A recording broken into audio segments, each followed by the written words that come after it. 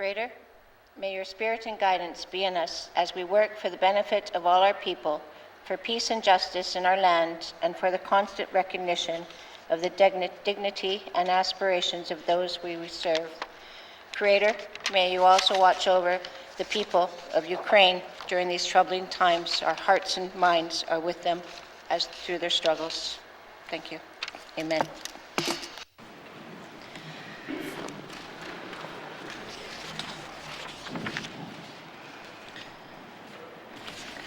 Minister statements.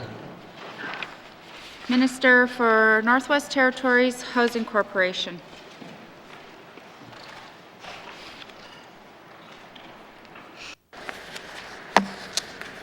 Madam Speaker, on November 24th, I rose before the House to announce a strategy for renewal of the Northwest Territories Housing Corporation. A strategy that focused on taking action to address the housing crisis in the Northwest Territories. I'm pleased to rise again today to announce that, guided by the strategy, we are continuing to take action and set the stage for real positive change. Madam Speaker, in a motion on March 4th, 2021, this Legislative Assembly told the Government of the Northwest Territories to update the Northwest Territories Housing Corporation's mission statement to ensure it reflects the corporation's role in social wellness. I've heard the members, and I acknowledge and share their desire for change. That's why one of the first actions in this strategy is to review and update the corporation's mission statement. During the fall, we collected input on the motion from the Legislative Assembly from the large volume of existing reports and directions, including the N.W.T. Ombud, and from the corporation's own staff. We also asked the Council of Leaders Housing Working Group for input on the future and direction of the corporation.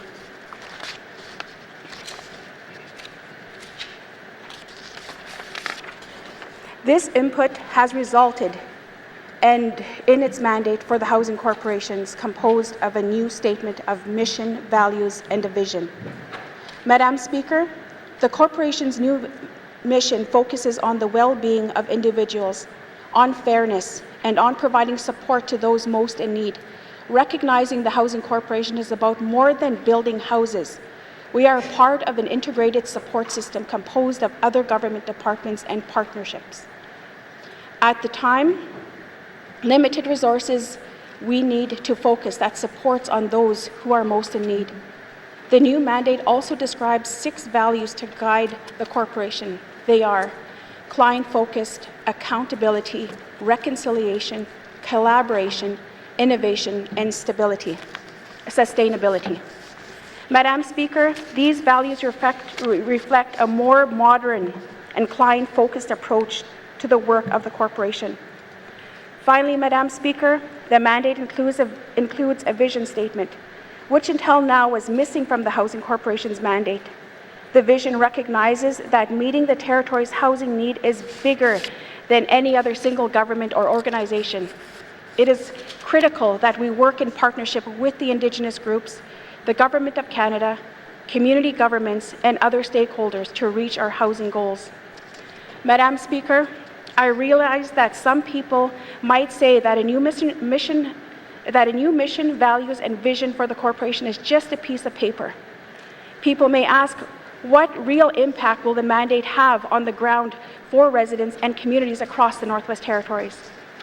Our new mandate will serve as the measure of everything that the corporation does. It will serve as a lens through which we undertake the review of the Housing Corporation's policies and programs in the next steps of the renewal. It will also guide the corporation's relationship with the public, with the clients, and with its partners, and it strives to address the housing gap in the Northwest Territories. Madam Speaker, I would like to read the corporation's new mission into their records because I'm very proud of the new direction it sets. The Northwest Territories Housing Corporation's new mission is to increase the well-being of individual and communities by providing fair access to quality housing support for people most in need. I give my firm commitment to the Legislative Assembly that, as Minister responsible for the Northwest Territories Housing Corporation, my direction to the corporation will consist with our mission, values, and vision, which I will be tabling later today. Madam Speaker, I'm excited about this new mandate and where the next steps in the renewal process will take us. I look forward to rising again in the House soon and providing members with another update on the actions we are taking under our renewal strategy, helping the N.W.T meet its mandate commitment to increase the number of affordable homes and reduce housing core need in the Northwest Territories.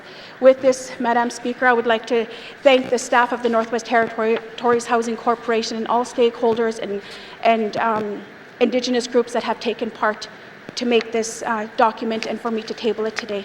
Must to the Northwest Territories. Must Madam Speaker. Minister statements. Minister for Education, Culture and Employment. Madam Speaker, let's go fishing. That's the theme of this year's Indigenous Languages Month, which we celebrate every February in partnership with Indigenous governments and the N.W.T Literacy Council. To help everyone embrace this year's celebration, we are sharing a delicious fish chowder recipe in all 9 official Indigenous languages. Throughout February, we continue to encourage residents to engage in the exciting activities in communities and schools to promote Indigenous language use. Madam Speaker, the Northwest Territories is a landscape of rich and vibrant cultures that are the foundation of our northern identity.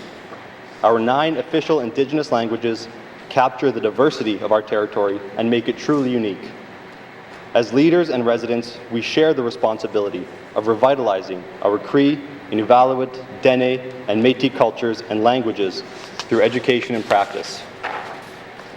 Our Indigenous Languages Action Plan has 2 main goals: revitalizing Indigenous languages and enhancing access to government services in Indigenous languages. And over the past year, we have continued to work diligently towards these goals. In 2021, the Department of Education, Culture and Employment hosted 2 virtual interpreter-translator gatherings that included 43 participants. At these gatherings, the department heard a range of needs for support and training, including the need for technology, linguistics, and specialized training, the need for accreditation and certification opportunities, resource development, and the need to recruit more Indigenous language speakers to join this profession. Based on this feedback, the department is researching potential partnerships to offer training and supports to new and existing interpreters and translators. In July 2021, the department launched the 2nd delivery of the Mentor Apprentice program, and it was bigger and better than ever. The amount of language learning hours was increased from 100 to 200, and the length of the program was increased from 4 to 8 months. Although the program runs until March 2022, 35 pairs of apprentices and mentors have already completed the required training for 6 language groups: N.W.T, Inuvialuktun, Gwich'in, Dene-Kidé, Sichon, and Dene-Sulane. A final gathering of mentors and apprentices is being planned for next month. It will include a program evaluation, training, and an evening gala that will showcase apprentices speaking in their languages. Madam Speaker, 2022 marks the 4th year of the GNWT's Indigenous Languages Revitalization Scholarship Program. This year, 10 $5,000 scholarships will be available to students who are registered in an accredited post-secondary program with a focus on Indigenous language revitalization. To date, there have been 31 scholarships that have been awarded to incentivize students to pursue studies focusing on Indigenous language revitalization. In 2021, the department also updated the N.W.T JK-12 Indigenous Languages and Education Handbook. The handbook provides educators with a user-friendly guide to implement the Indigenous language education policy, ensuring quality, culture-based school programming and a whole school approach to Indigenous language use. Contributions to the handbook were made by elders and knowledge keepers, regional Indigenous language and education coordinators, Indigenous language instructors, other educators, community members, and students. Rooted in the wisdom, traditions, and lived experience of the elders and knowledge keepers that guided the creation of the Dene-Kidé and Inuktitut curricula, all educators can draw upon this resource to strengthen Indigenous language education and support language revitalization in the territory. The updated handbook will be distributed to school staff in the coming months. Revitalizing Indigenous language takes ingenuity, commitment, and courage. I've heard it from the people in the Mentor Apprentice program. It takes courage to start, courage to make mistakes, and courage to learn. Madam Speaker, I'd like to test my own courage. Nia metone igua mamiiti sowien pimatisi ota igua tapapis tama weo nianan aski tana aschi miosk game geo achi meawin aschi omisi miao oni ganeo igua pigis gweg pagi nia wewien atos giwien aschi mamawi ochi pimachio pigis gweo nianan so gesi wien ochi ayasin iowag igua giena o tenag eyogo gichi nama nianan aga mietau mawien aschi atas gewien igua manachi gi gewien aschi neya wewien igua is tewe wien machiga miwa sana ochi os gayai anisgat ia nisgat hi gi yana awina aga mayeta meawien ga sipiwi pi ichiwig tanse ga is peace gweg igua pimacheo guitinog aski aschi mio atas gewien. Thank you, Madam Speaker. Thank you, Minister. Minister statements. Minister statements. Member statements. And this is the first of 4 theme days in this sitting. So member statements. Member for Tabacha. Thank you, Madam Speaker. Madam Speaker, along with the rest of my colleagues here, I have a whole host of housing-related issues with my constituents in my community. I could go on about general issues relating to the N.W.T. Housing Corp. However, today I'm going to focus on one constituent.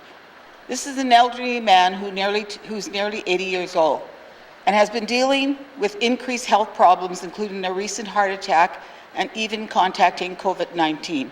Not to mention he and his wife being homeless temporarily after their home was destroyed nearly 3 years ago.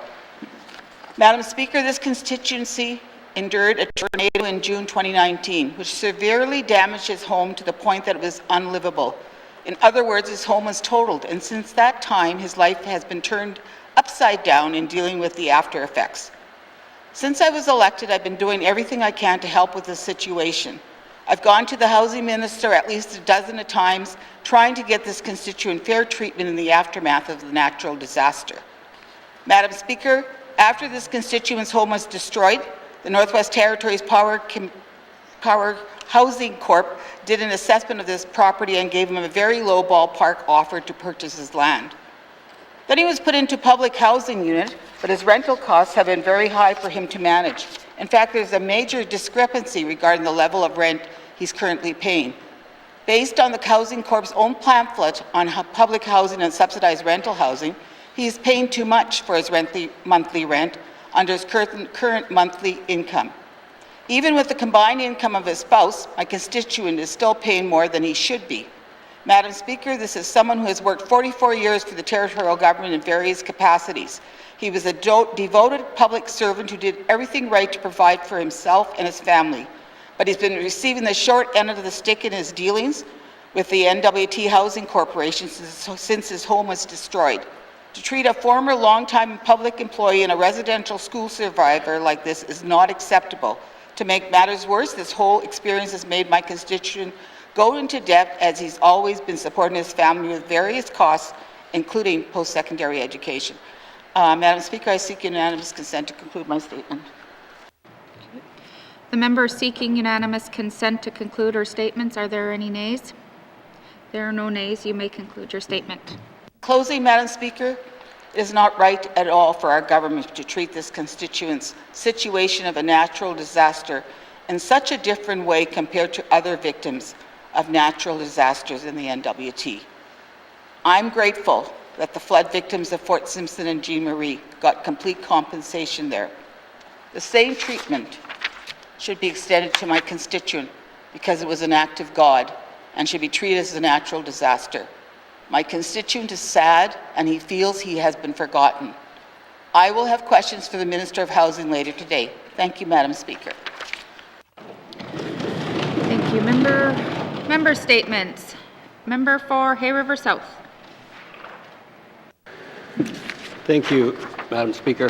Madam Speaker, housing was identified and continues to be a priority for this government, and more importantly, it is a basic need that has a significant impact on one's quality of life and potentially one's future.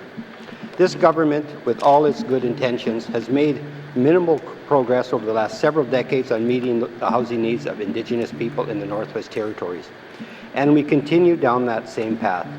We found our past approach to be flawed, and through renewal, we are hoping to see positive change. It is important to give a new approach flexibility that allows for adapting to change without having to start at square one. Madam Speaker, many who look to the N.W.T. Housing Corporation for public housing do so because there are no other options. People come to us as MLAs and plead for help. They go to their Indigenous representatives and plead for help. Yet there is nothing we can say or do that will provide any hope or comfort to a long-standing problem, which is lack of public housing. Indigenous people in need of housing need not only pressure this government, but must pressure Indigenous and federal governments as well. Our focus must be on solutions that will fill the many units sitting empty in our communities, place new units on those vacant lands owned by the N.W.T. Housing Corporation or Indigenous governments, and increase program funding. Madam Speaker, I must give credit to the department on the timing and purchase of the Nordic Arms apartment complex in YK. The per-door cost will be considerably less than constructing a new complex or building 24 single detached homes. Following that acquisition, I will now be looking to the Minister and her department to begin planning a residential complex in Hay River for seniors and one for singles and couples. Land has been sitting vacant for several years, and it's time to make use of it. Madam Speaker, the Minister responsible for the N.W.T. Housing Corporation and her team have made some good decisions, which we need to see expanded throughout the N.W.T. We now see Indigenous governments taking on housing initiatives, seeking solutions that work for their communities, dealing directly with the federal government, and using own resources for delivery. If we expect ongoing results, we need cooperation amongst all levels of governments, with Indigenous governments taking the lead. Thank you, Madam Speaker. Member statements. Member for Frame Lake. Merci, Madame la Présidente. On January 25th of this year, there was another announcement about funding for 29 houses being built in small communities. That's all good, but it got me thinking about the federal co-investment carve-out for $60 million that was set aside for the N.W.T. After the last cabinet failed to make housing a priority, we got very little under the National Housing Strategy, but that's another story. Recently, I got an accounting of the funds spent and used under the N.W.T. co-investment carve-out. $25.5 million of this amount was allocated to the N.W.T. Housing Corp to assist with the construction of 60 public housing units, and the remaining $34.5 million was allocated to Indigenous governments and organizations to create 66 affordable homes through a combination of repair and new construction projects. As for the cost share requirements, the N.W.T. Housing Corp has had to utilize its own fiscal resources to supplement the $25.5 million federal funding for the delivery of the 60 public housing units. Unforeseen construction cost increases are going to cost the Housing Corp another $6 million in internal resources, and there could be more. It's not clear what funding the Indigenous governments and other organizations had to put up to access the N.W.T. co-investment carve-out. The average cost of a new housing unit using these funds amounts to about $520,000. I guess that's good, but I wonder whether we can do any better and what this will mean for the O&M costs for the N.W.T. Housing Corp. I also wonder whether other N.W.T. organizations have been successful in accessing the National Co-Investment Fund, and what, if any, support has been given by the N.W.T. Housing Corporation. What is clear, Madam Speaker, is that the N.W.T. Housing Corporation needs improved communications with its clients, MLAs, and the public. I have lots of questions later today for the Minister responsible for the Housing Corporation. Merci, Madam Speaker.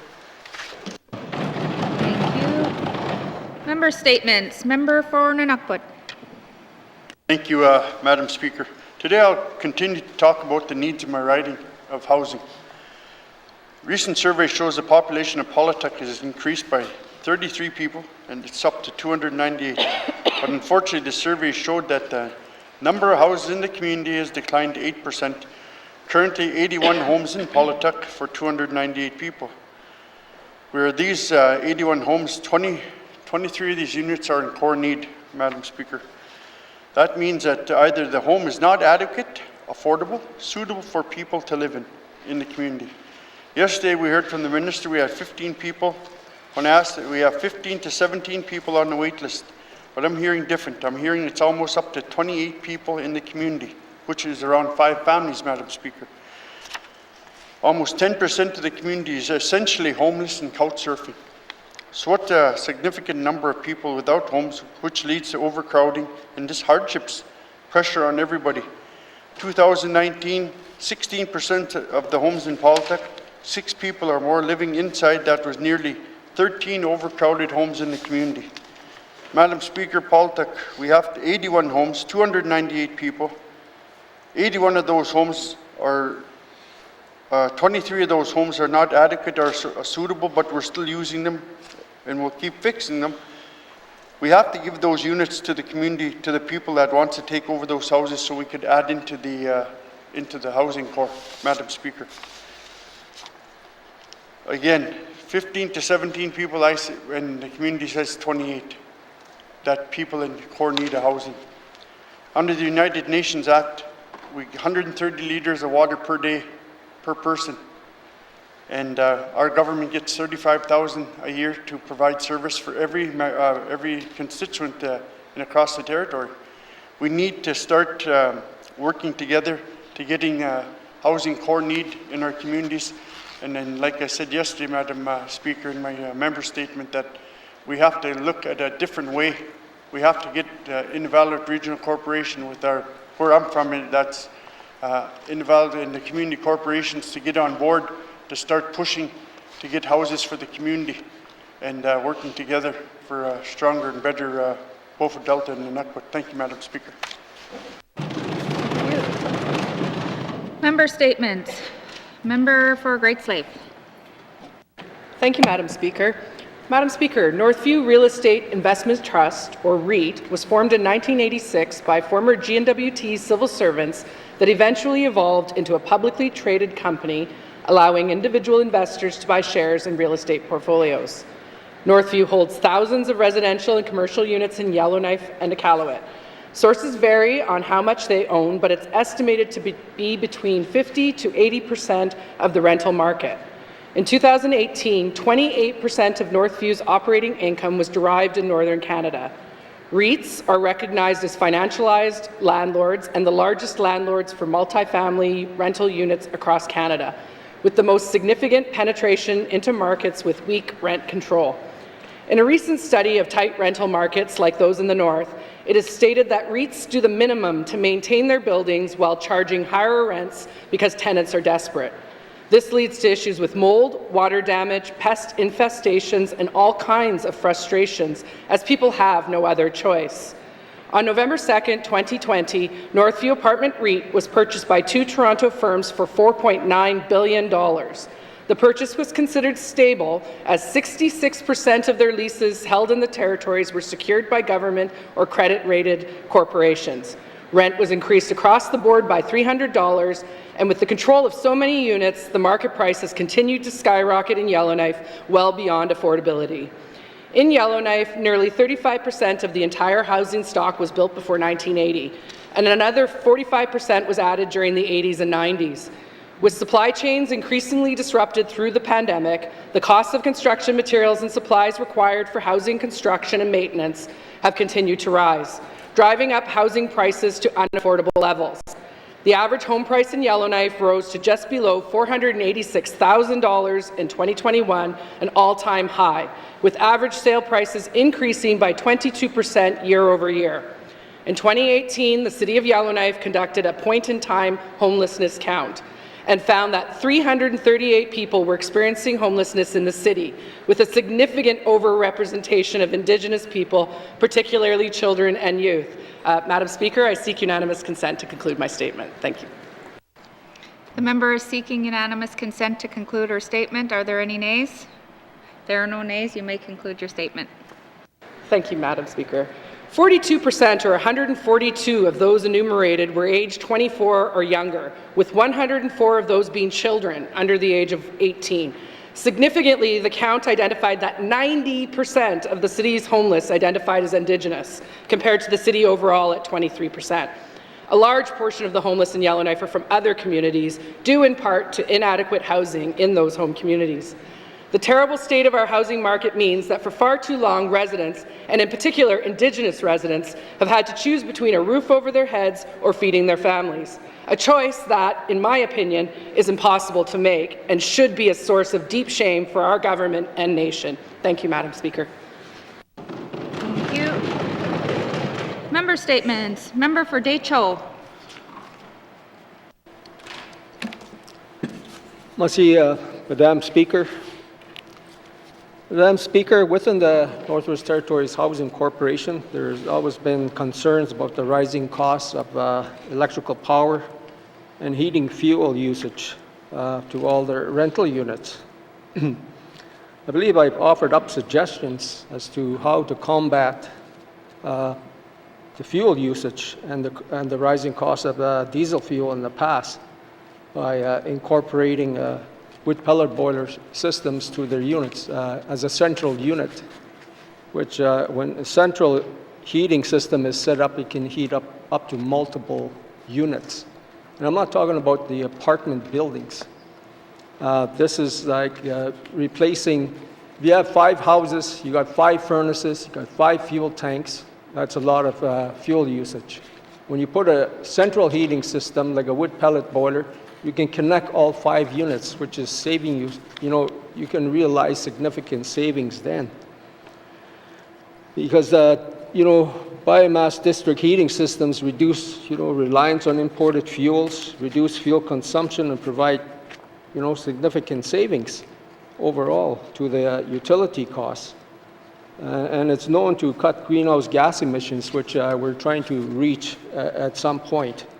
And I think we're just not getting there with housing. I recall back in 2014, I'm just recalling from memory, that we sent a few ministers or MLAs at that time to Norway to look at the wood pellet boiler systems, and I think it was introduced into the N.W.T. Mind you, those 2 MLAs or ministers were ministers of Housing Corporation at some point, but nothing was ever incorporated at that time, which is quite surprising, considering the rising costs of living to all residents of the Northwest Territories, even the people that rent. And it just shocks me that we haven't even contemplated that yet. We're in the 19th Assembly. And with that, I'm going to have questions for the Minister of Northwest Territories Housing Corporation at the appropriate time. Merci. Thank you, Member statements. Member for Montfouille. Thank you, Madam Speaker. Later today, I will be tabling photos of the home of a constituent from N.W.T. So the Housing Corporation is asking this constituent to sign a refinance agreement for $140,000. Madam Speaker, the photos I will table later today show that this house has a lot of problems. Madam Speaker, they are using assessed value, not actual value, to determine how much the house and property is worth. which is another way of saying housing corporation decides on its own how much the house is worth. Most places in Canada, the price of houses are determined by market value. Quote, the price at which an asset will sell for in a competitive setting, end of quotation. Madam Speaker, there is no competitive setting outside of the capital and regional centers in the Northwest Territories. Since housing owns most homes in small N.W.T communities, people have no choice but to accept the deal Housing Corporation gives them, or they become homeless. There is a clear power imbalance between the buyer and seller. This buyer feels she has no choice but to sign. She does not want the 9 people living in the house or the newborn baby to become homeless. In this case, the Housing Corporation is asking for $140,000 for a house that does not even have a flushing toilet and is in poor condition. Madam Speaker, this is my understanding of assessed value works in simple terms. In 2017, I purchased my car for $60,000. Today, its market value is $20,000. Madam Speaker, if housing was to sell my car, they would assess its value and try to sell it for $60,000 purchase price.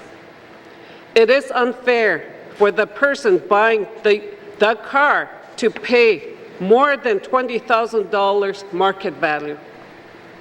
Okay. Madam Speaker, can I have a unanimous consent to conclude my statement? Thank you, member. The member is seeking unanimous consent to conclude her statement. Are there any nays? There are no nays. You may conclude your statement. People buying these houses are overpaying for a house that is going to depreciate in value over time, just so they do not get put on the street. There is no housing market in small communities. Very few homes are ever bought or sold. Madam Speaker, there should be an ombudsman or a third party to oversee the sales of houses and ensure houses are fairly valued. I think in these situations, the Housing Corporation has a conflict of interest. On one hand, they are mandated and government funded to provide programs to the people. On the other hand, they act like a corporation to try and turn profit. I think that is why the public distrusts the Housing Corporations. Madam Speaker, I think the Housing Corporation should become a department of the government of the Northwest Territories and cease to be a corporation so they can act only in the best interests of families and N.W.T residents. Madam Speaker, I will have question for Minister of Housing at appropriate time. Thank you. Member statements. Member for Yellowknife North.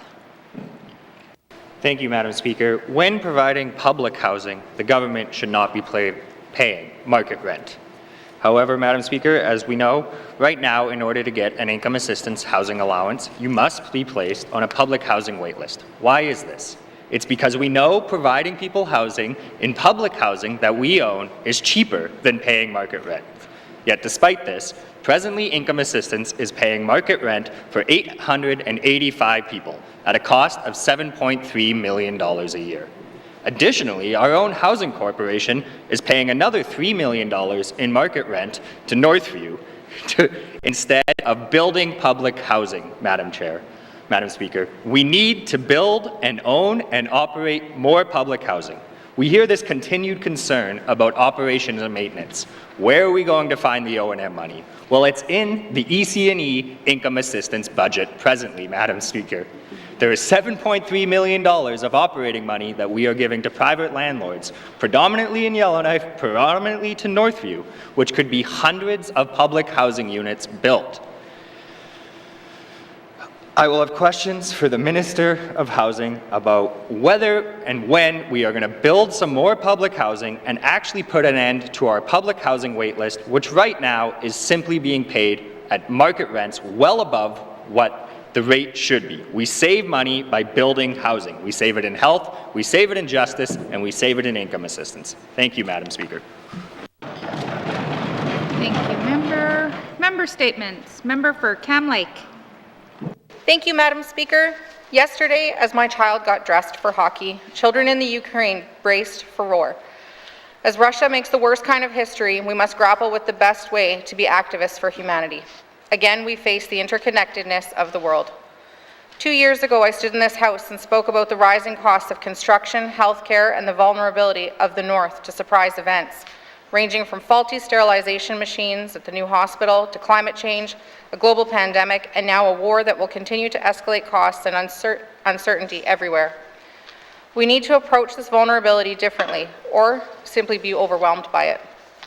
Our business as usual solution to our priority issues like social housing is to throw more money at it. This is a game the N.W.T cannot win.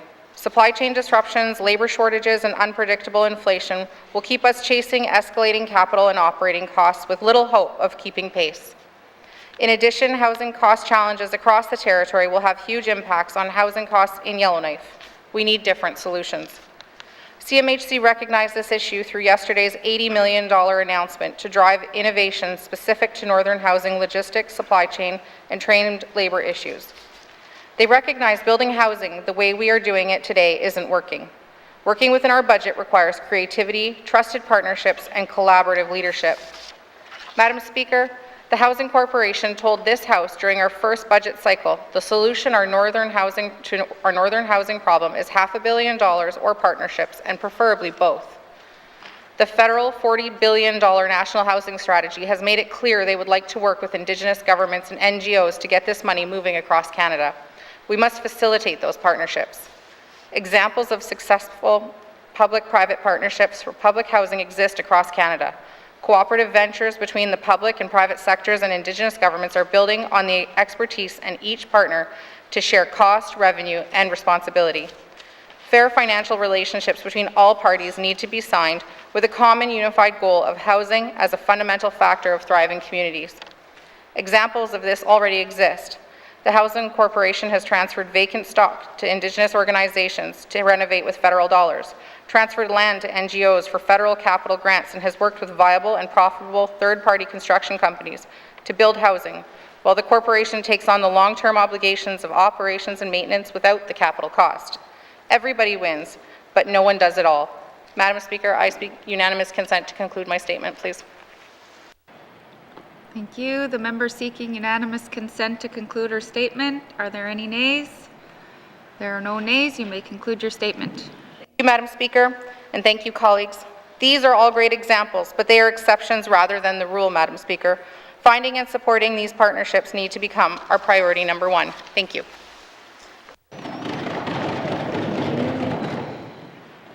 Member statements. Member for Hay River North. Thank you, Madam Speaker. Madam Speaker, I'm sorry to ruin the theme day here, but I want to talk about a different topic. As members are aware, it is Indigenous Languages Month. And members may not be aware, but it is the UN has also declared 2022 to 2032 the International Decade of Indigenous Languages. I think this is a monumental event. And I'm always happy when I hear members of this House speak in Indigenous languages. My colleague from Boot Lake, the member for Yellowknife South, I've heard, of course our member from N.W.T. And I think that to mark not just Indigenous Languages Month, but the International Decade of Indigenous Languages, that as an assembly, we should take this opportunity, and every member of this assembly should take an opportunity to speak in an Indigenous language at least once during this assembly. I think that we can have all 21 members of this assembly having used an Indigenous language in this House, and I think that would be absolutely amazing and something to be proud of. So, Madam Speaker, I challenge all members, including yourself, to use an Indigenous language before the end of this assembly. Thank you, Madam Speaker. Kunaini, member. Member statements. Member for Nahende. Thank you, Madam Speaker. Madam Speaker, William Rowe, no ordinary man with no middle name, as he was the middle of the Rhodes family. He was born on August 24th, 1931.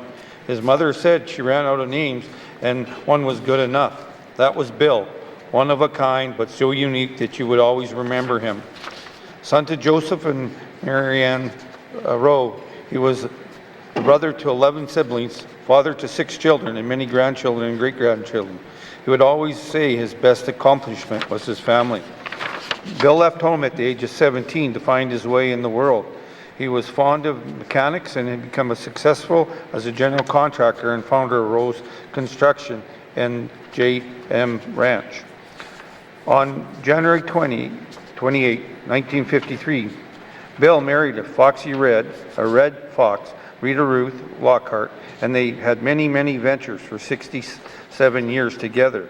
With the passing of Rita, Bill remained strong for the family. However, he always missed his little red fox.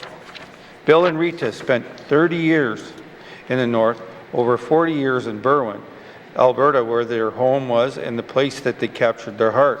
They would still come north to visit their family and friends throughout this time.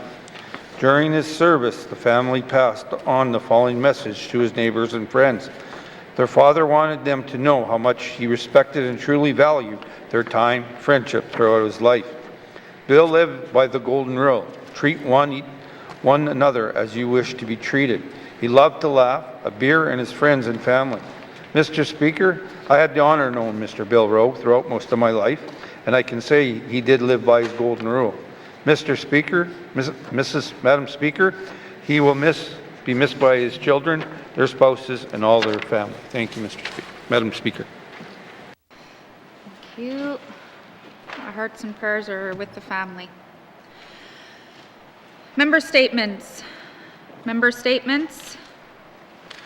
Returns to oral questions. Returns to oral questions. Recognition of visitors in the gallery. Recognition of visitors in the gallery. Replies to budget address, day 3 of 7. Replies to budget address. Member for N.W.T. Thank you, Madam Speaker. Today's budget address for N.W.T. is this is what I'd like to see, I guess, in our budget, if we could do anything. Roughly 17 million, or 4% of the N.W.T's capital budget will be spent in the N.W.T. riding. How much of that operational budget is spent in my riding? In the N.W.T., we are in the high Arctic, the most remote communities, coldest, darkest region. They don't have basic services that it can be a matter of survival, Madam Speaker. For instance, this last year in Nulakaktuk, the internet went down in a storm approaching. People couldn't access money to pay for gas, food, and basic supplies. Services with internet services need to be looked at in the communities. Service is essential and critical in my riding, Madam Speaker. They are lacking the basic services. We need improvements to ambulance services. We need improvements to transportation and bus services for the communities. Housing's the biggest concern I have, Madam Speaker, in my riding. It's the health of the residents in our region. It just overcrowding. It just has to be. We have to fix this issue. We have it. It's so hard on younger families. You know, you have to go live with your parents, and you have one bedroom and there's 3 of you in it. And I've been dealing with constituents like that, and I have a 29. I was just told that they're number 29 on the waiting list. That's unacceptable. We have to work together. We can't have lip service no more. We have to work with the housing corporations, not just our government, it's our local community governments too. It's our N.W.T. Regional Corporation, N.W.T. Development Corporation, trying to work with the Community Corp to try to get houses built. We have to look at a different way. All I hear in this last week I've been here are, you know, where government's broke. We have to look at other avenues to find money. Finding that money is working with outside corporations to provide housing for the people. As long as he could get a long-term lease agreement in place, I'm pretty sure we could go down that road to provide service for our constituents. We're reducing our wait list again. We have to get everything sorted out with our vacancies, housing improvements, not just waiting for summer. We have to get things done as soon as possible. We can expect our families are growing as our young parents, houses in need, and most of them are in major repair, a lot of them. In those houses, we have to address the critical issues. The critical issues in my riding, again, is housing. You need a business partner. We got to look out and work with the people. The private sector is willing to invest in solutions in my region. It needs to remove the barriers that they create as a housing corporation. Businesses need long-term lease commitments at partnerships, needed solutions in my riding. We need to find ways to take over the mortgages or just give all housing, houses away. You can't pay a $140,000 house when you don't even have a flush toilet in some of the communities that we represent. Unacceptable. We need to find ways, again, Madam Speaker, to get rid of the mortgages that don't need and give it away, take it out of our housing stock, and then we're able to add. We need to complete community housing plans like I've been working on for N.W.T. We need to get the housing plan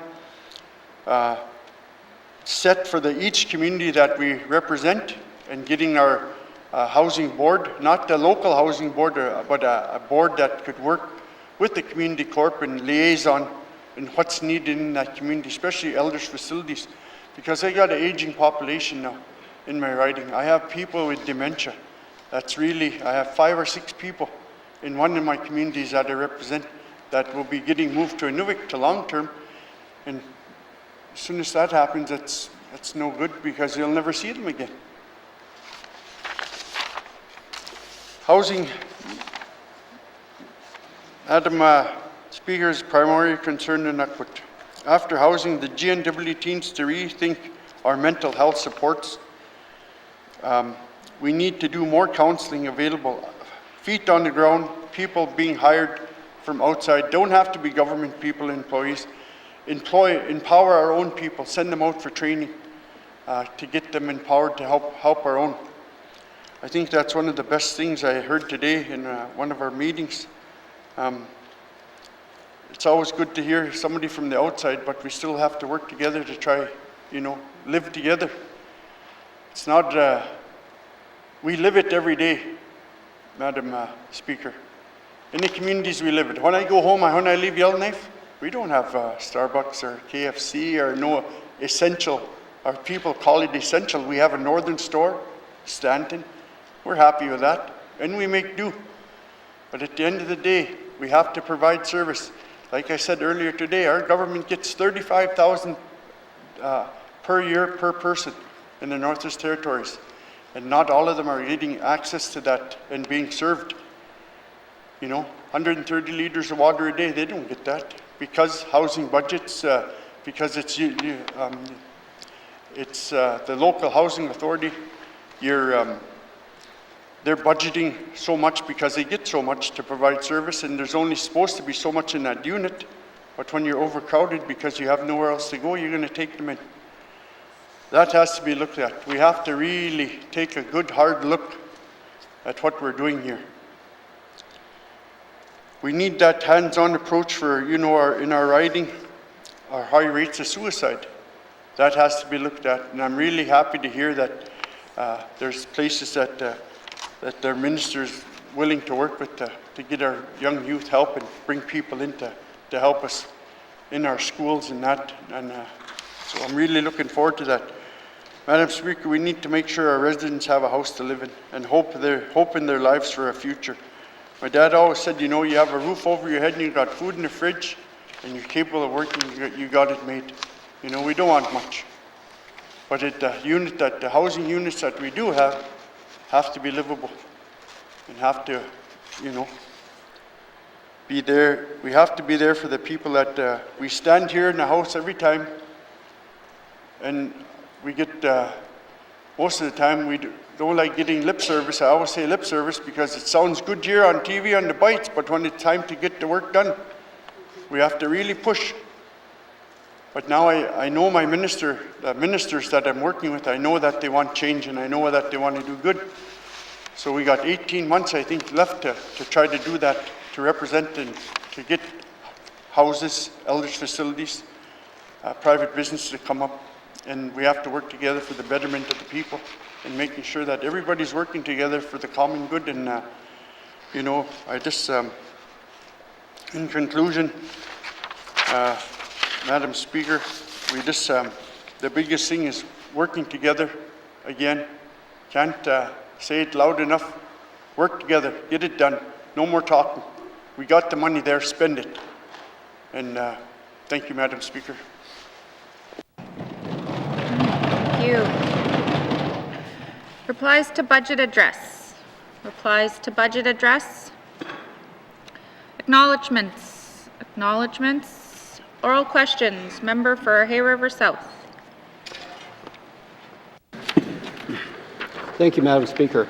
Madam Speaker, can the minister responsible for the N.W.T Housing Corporation provide me with some encouragement, and I'd rather hear a yes, but that her department has a plan for the property previously known as Disneyland in Hay River?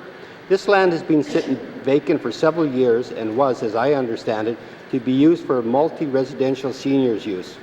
And I'd like to see some type of commitment that, you know, at least she'll direct her department to start looking at, you know, a plan to do something with the property, because if not, let's try and offload it on some private sector that may actually build some houses or build an apartment building. Thank you, Madam Speaker.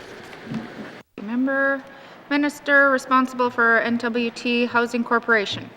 Thank you, Madam Speaker, and thank you to the member for the question. The Housing Corporation intends to use this property for future seniors housing development in Hay River. I want to assure the member that the Housing Corporation recognizes the importance of working with the community leadership and many housing partners to support the seniors' housing needs in your community. The Housing Corporation has taken seniors' housing study to help inform future investment and is also in the process of completing a comprehensive technical assessment of the Riverview Lodge Seniors Complex to plan for its eventual replacement in the near future capital plan. In addition, the Housing Corporation is working towards the development of a community housing plan in Hay River that will also inform the future housing investment in your community. Merci, Madam Speaker. Minister, member for Hay River South. Thank you, Madam Speaker, and I appreciate the response from the minister. It just sounds like that it's a long ways down the road, and I hope that's not the case. Madam Speaker, can the minister tell me when will the apartment building known as the Hay River Singles be replaced with the new complex? It is aging. I know they do work to it, but it's almost as old as me. Thank you. Thank you, member. Minister for N.W.T Housing Corporation. Thank you, Madam Speaker. Based on the current Housing Corporation's unit condition assessment, the corporation anticipates being able to operate this facility for at least another 5 years. When this facility approaches the end of service of life, the corporation will be considering including the replacement of this asset in a near future capital plan. And I want to assure the member as well too that, you know, it seems like it's a long time, but also we have to strategically plan when we are replacing these units across the Northwest Territories. And I do realize we have such a huge aging infrastructure across the North. Thank you, Madam Speaker. Member for Hay River South. Thank you, Madam Speaker. At 65 years old, I don't have much time left, so I want to see something done. Madam Speaker, can the minister please explain to the Assembly the process for her department to take over existing vacant federal government houses in Hay River and throughout the N.W.T? And if this is something her department's been has been looking at, and if so, what would the use of these buildings be? Thank you. Thank you. Minister responsible for N.W.T Housing Corporation. Thank you, Madam Speaker, and thank you to the member for that question, because we do have a number of federal units across the Northwest Territories that will become vacant, and as a housing minister, I am working with the federal government to acquire those units as well. But as per the federal government's asset disposition policy, notifications on available surplus federal housing units will continue to be issued in the interest groups based on priority. This priority is circulated, first goes to the Indigenous governments, then to the federal government departments, then to the territorial governments. And then finally, municipalities informed on the process is available on the Government of Canada's website. Should there be no interest from the noted priority groups, the units will be listed on an open market for private sale. The Housing Corporation will continue to closely monitor the availability of the federal housing units in the communities for possible use in our housing programs. Merci, Madam Speaker. Thank you, Minister. Final supplementary, Hay River South. Thank you, Madam Speaker. And this final question she'll probably answer in a couple of days from now. But can the minister tell this assembly how has the objectives and direction of the N.W.T Corporation shifted over the past 2.5 years? What changes have been made, and have those changes shown up in the communities? Thank you, Madam Speaker. Member Minister of N.W.T Housing Corporation. Thank you, Madam Speaker. I hope that my minister's statement on the new mandate for the Housing Corporation as a part of the comprehensive renewal strategy helps to answer the member's question. The new mandate and the renewal strategy responds to many calls for change in how the corporation does business, including a motion from this assembly from March of last year.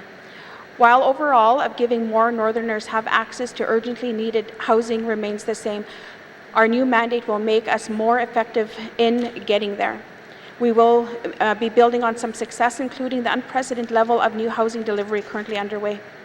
The new mission, values, and vision will help the corporation to be more effective and to sustain these successes in the near future.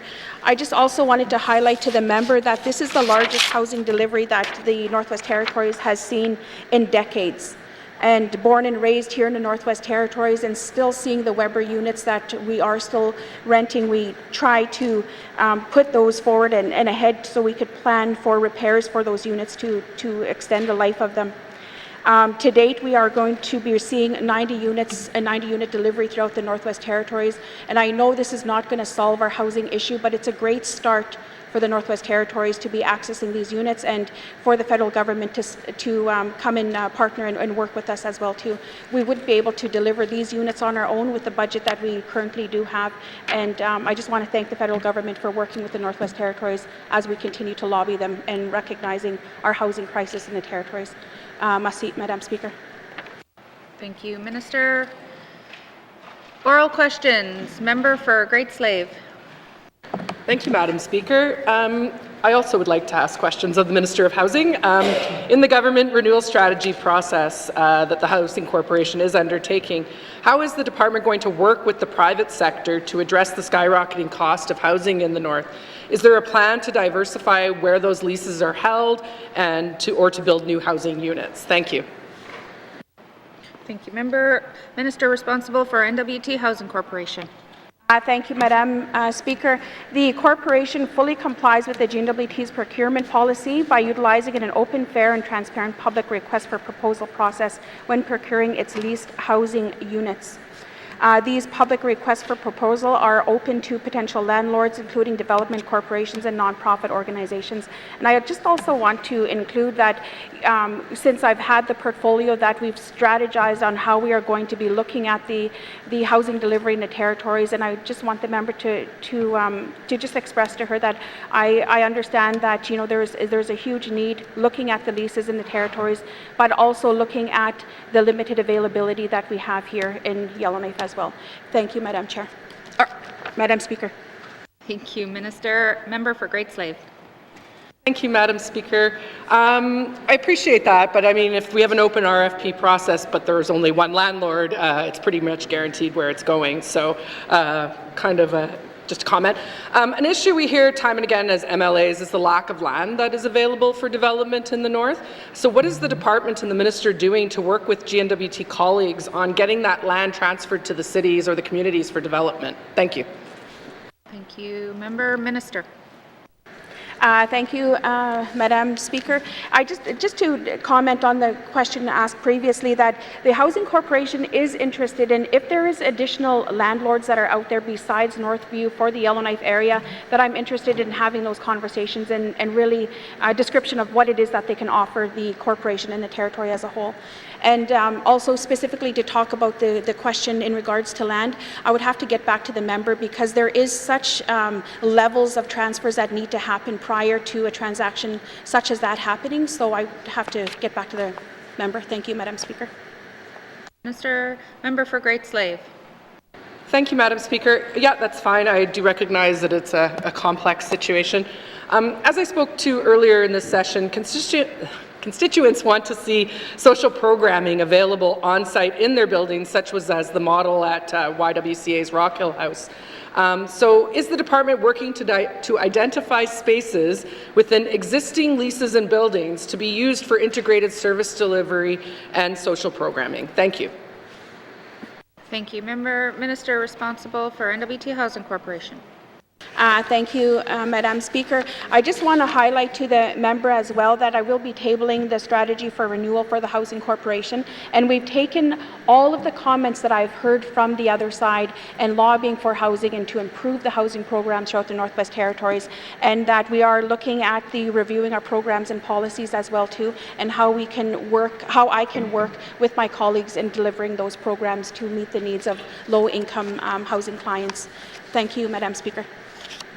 Thank you. Final supplementary, member for Great Slave.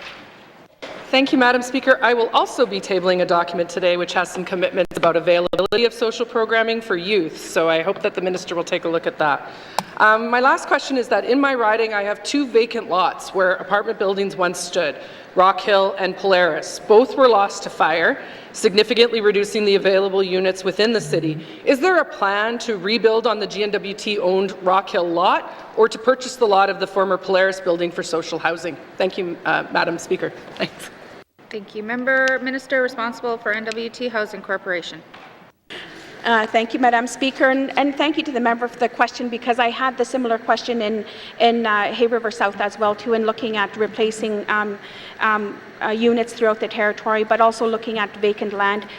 We don't have that budget set aside. We'd honestly have to forecast for those replacements.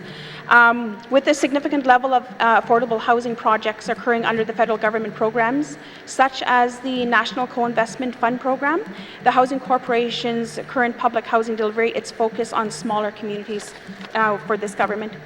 The corporation is currently updating its analysis on core investment needs for new existing stock, and the intent to share this information with all members as soon as it's available. The corporation is continuing to closely monitor the status of its own properties in the city, and will certainly be looking at replacement aging assets when they reach the end of their service and their life. Thank you, Madam Speaker. Thank you, Minister. Oral questions. Member for Tabacha. Thank you, Madam Speaker. Madam Speaker, specifically, only one home was destroyed in my riding for the situation of my constituent. So that is why this case was handled differently. Does the minister believe that any victim of a natural disaster whose home was destroyed should be treated the same, regardless of the community they live in? Thank you, Madam Speaker. Thank you. Minister responsible for N.W.T. Housing Corporation. Thank you, Madam Speaker. First of all, I want to acknowledge that any situation causing the loss of someone's home and belongings is a tragic event. My heart goes out to those who've experienced their losses, especially that I've seen during my term.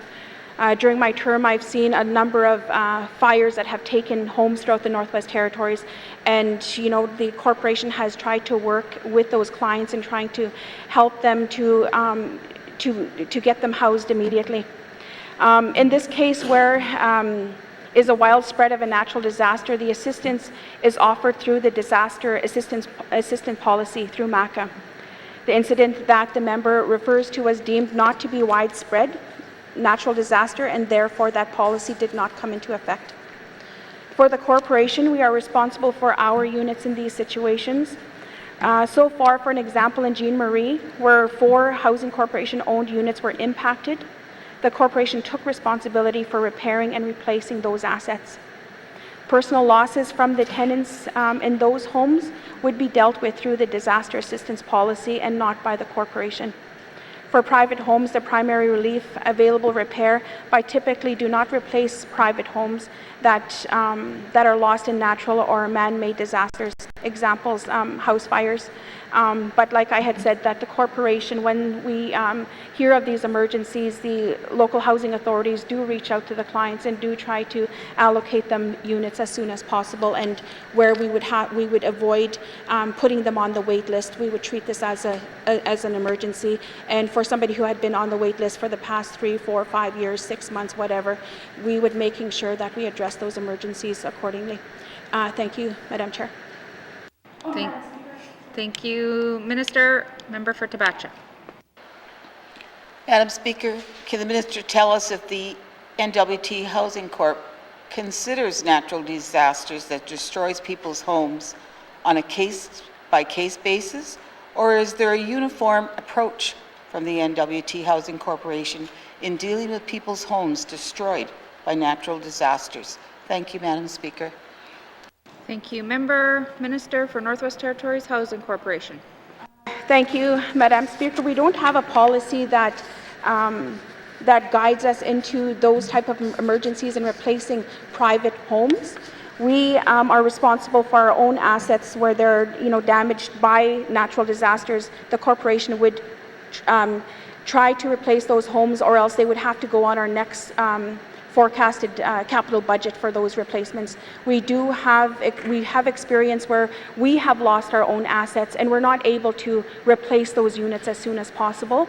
But then I fully understand with the disaster assistance policy, it had to have been widespread, and my apologies to the member that we did the best that we can to address this issue and trying to find alternative solutions to work with the member.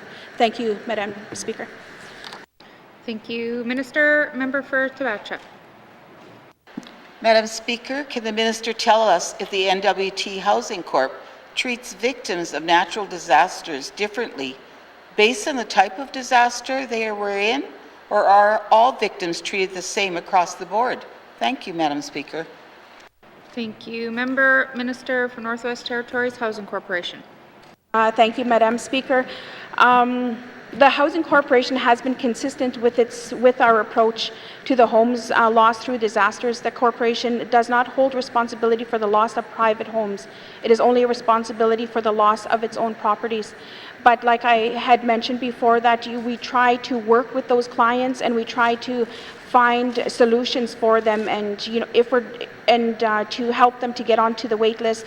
And we avoid that. We make sure that there's a unit that possibly is vacant that could be available to the individual. But according to the policies we do have right now, we don't replace private homes. Thank you, Madam Speaker. Thank you, Minister. Final supplementary, member for Tabacha. Madam Speaker, the minister's previous answers to this situation always references the income threshold. My constituent would like to be treated fairly and receive a fair rental monthly fee for the unit he is now in. This type of policy is something I would like the minister to investigate and think out of the box. Does the minister believe that any N.W.T. resident who is a victim to a natural disaster is deserving of compensation if their home is destroyed? Thank you, Madam Speaker. Thank you. Minister for Northwest Territories Housing Corporation. Thank you, Madam Speaker. I will follow up with the member, because this is a file that I've been working with, and it's just really obviously on who I'm speaking about. So I'd like to follow up with the member separately. Thank you, Madam Speaker. Thank you, Minister. Oral questions. Member for Montfouille. Merci, Madam Speaker. Madam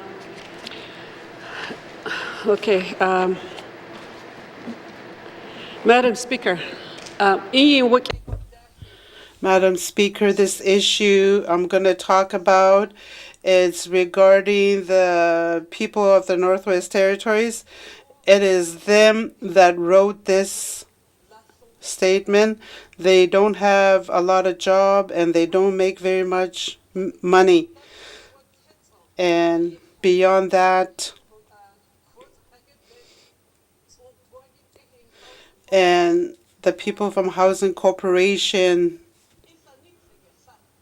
they still have these people's information. They have policies in place, and it depends on your income, whether you fall into the certain brackets, and they are not able to help them. They have policies like this in place, and it's preventing people from being helped, which is not right. In our eyes, we think that this is completely wrong. If they want to help the people in the community, they need to have a policy that that helps people equally. And we know that there is a shortage of jobs in the community, and this policy needs to be reviewed. So if they want to help the people in the communities, they need to look at these old houses, and some of these people still have old mortgages. We want them to write off these mortgages. So my first question is, Madam Speaker, is it right? Is it accurate?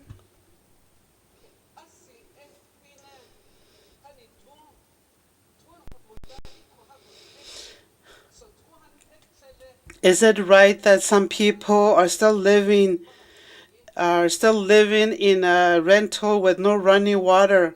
Is that right? That's my first question, if she thinks this is right for people to live like this. Thank you. Minister for N.W.T. Housing Corporation. Thank you, Madam Speaker. With the current policies that we do have, and I do hear the member, and I've asked the corporation to provide me with a list of outstanding mortgages that we do have throughout the Northwest Territories. I have said to the corporation that I would like to deal with these files and try to close them up before the end of this government. But what I have been able to discover was that we do have to follow the Financial Management Act when we are going to be writing off any of these bad debts coming forward, and it does go through a thorough process as well too. So I would have to follow up with the member with those specific clients as well, and I'd like to get those further details. Thank you, Madam Speaker.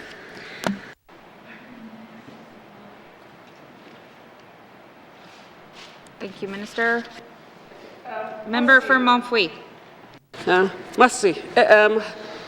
Hagin laninde don't gin nane. So happy, I would say. My second questions would be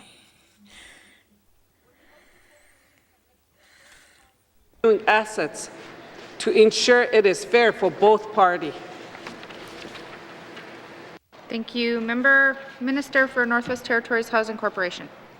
Thank you, Madam Speaker. Absolutely. Like I had said in my previous responses, that we are working with the 248 mortgage clients throughout the Northwest Territories and trying to strategize on how to work with those debts coming forward. And I would like to meet with the member privately as well too, so she could provide me a list of those constituents that would need to be addressed from the corporation. Thank you, Madam Speaker. Thank you, Minister. Supplementary, member for Montfouille. Merci.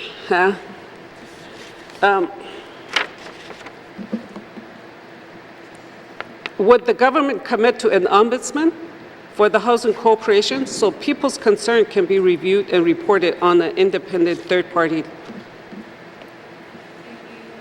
Minister for N.W.T. Housing Corporation. Thank you, Madam Chair. I'm not going to commit to that today. Madam Chair, I would like to meet with the member privately, and we can discuss those files going forward and those concerns and what we could work through and accomplish within the lifetime of this government. Thank you, Madam Speaker. Thank you, Minister. Final supplementary, member for Montfouille. Merci, thank you. I'm looking forward to the meeting. So when is the Housing Corporation Policy Review going to be completed? Will the MLA and communities have a chance to comment on them? Thank you. Thank you. Minister responsible for N.W.T. Housing Corporation. Thank you, Madam Speaker. We will be tabling the strategy for renewal for the corporation today, and we do have set timelines, and I will be sharing that with Standing Committee and all MLAs, so we could I could provide them with the timeline and measure our progress going forward. Merci, Madam Speaker. Thank you, Minister. Oral questions. Member for N.W.T. Thank you, Madam Speaker. Today we'd like to just, find a solution for housing in the community of Polituk. We're really in dire need over there because we have been told today we have 29 on the waiting list, 29 applications.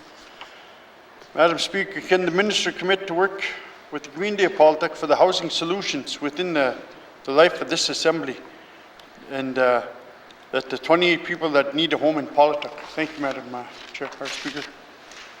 Thank you. Minister for N.W.T. Housing Corporation. Thank you, Madam Speaker. I really want to highlight the renewal that I will be tabling today, and it really opens up that dialogue to be working with the Indigenous groups as well, and looking at, that we've lobbied the federal government, so I know there's federal money coming to the Northwest Territories, and in the responsibility for the corporation, I would like to work in partnership in addressing the housing needs at the community level. Today, I could just confirm for the member that he will be receiving 4 units in the community of Polituk, and I know that doesn't address the housing wait list as he had mentioned of 29, but I will be working with the member. Thank you, Madam Speaker. Thank you, Minister.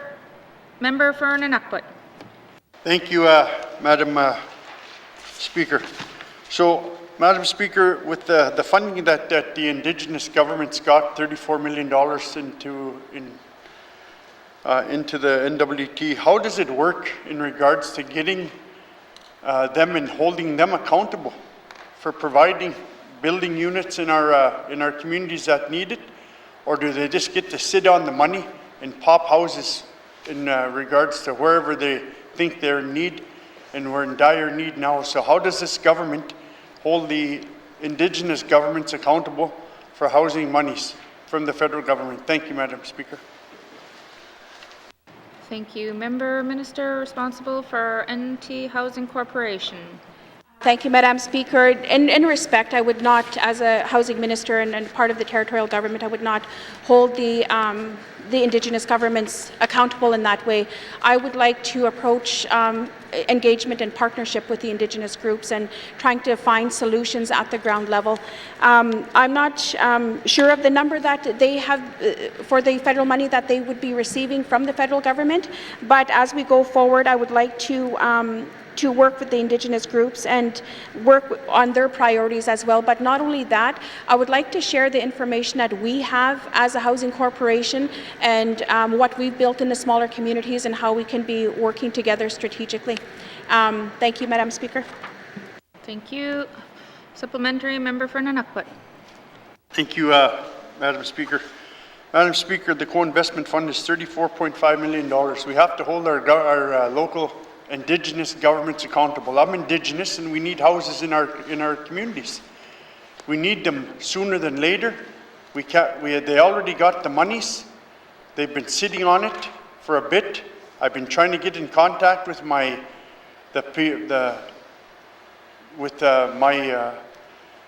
Invalid Regional Development Corporation in regards to where they're at with units. Nothing. How do we hold them accountable? And how do we get houses and units on the ground for the people that the money is intended for, instead of sitting on it? Thank you, Madam Speaker. Thank you, Minister for N.W.T. Housing Corporation. Thank you, Madam Speaker. With the federal funding that has been allocated to the Indigenous groups, the N.W.T had lobbied for more money for the Northwest Territories, but also included in the messaging that it doesn't have to go directly to the government of the Northwest Territories, that we would support going to the local Indigenous groups. With the distribution that throughout the territory, I don't have that amount of information. I'm not a part of those conversations going forward between the Indigenous groups and the federal government and the further details that are required for that funding. But what I can say is that for the territories that we had acquired the $25.5 million through the National Co-Investment Fund in trying to address the housing needs throughout the Northwest Territories, and through that we were able to provide 60 units throughout the Northwest Territories. But I just want to be very clear that we don't have any involvement with the federal money that's being allocated to the Indigenous groups, but the corporation is willing to be working in partnership and trying to help them deliver those units as well too, whatever they may decide. Thank you, Madam Chair. Yep.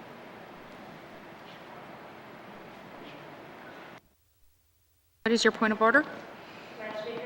Appropriate for a member to be asking a minister from the GNWT to be accountable to federal money that is given to an Indigenous government or to an organization that the GNWT has no say over. Thank you, Madam Speaker. Thank you.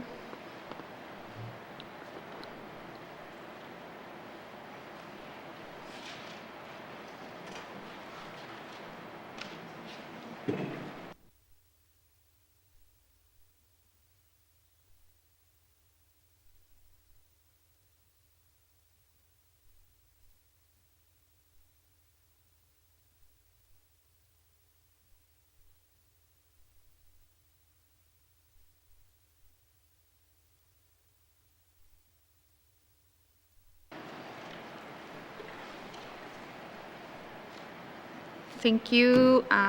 There is no point of order. I think the minister can take the question and answer it accordingly, and we'll move on. Final supplementary, member for N.W.T.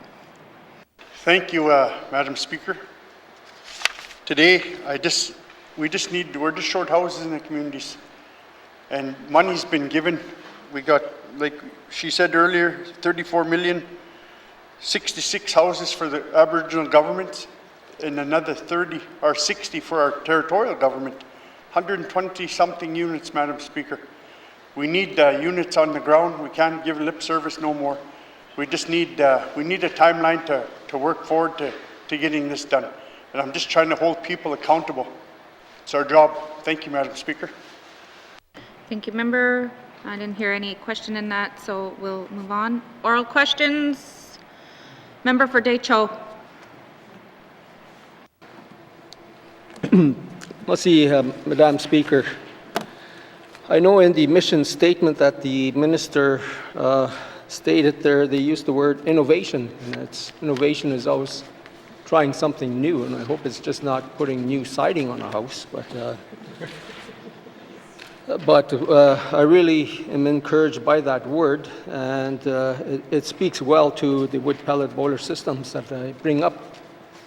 And it's not just a word exercise to me, but it's to help the minister and the department in realizing savings, and overall their savings to our bottom line in the budget, which we can use elsewhere, Madam Speaker. I've got the March 29, 2021 letter from the minister response to my oral question on biomass heating and energy. And it states that the corporation is currently developing its own 3-year energy action plan. And it goes on to indicate the report will be out last spring, would have been April, May 2021. Can the minister update this House as to that report? That should have been out in the spring of 2021. Masi. Thank you. Member or Minister for N.W.T. Housing Corporation. Thank you, Madam Speaker. I would have to get back to the member. Thank you, Madam Speaker. Thank you, Minister. Supplementary, member for Deschaux. Let's see, Madam Speaker, and I believe they were saying that the report would have been another year or something in the making, but can the Minister update this House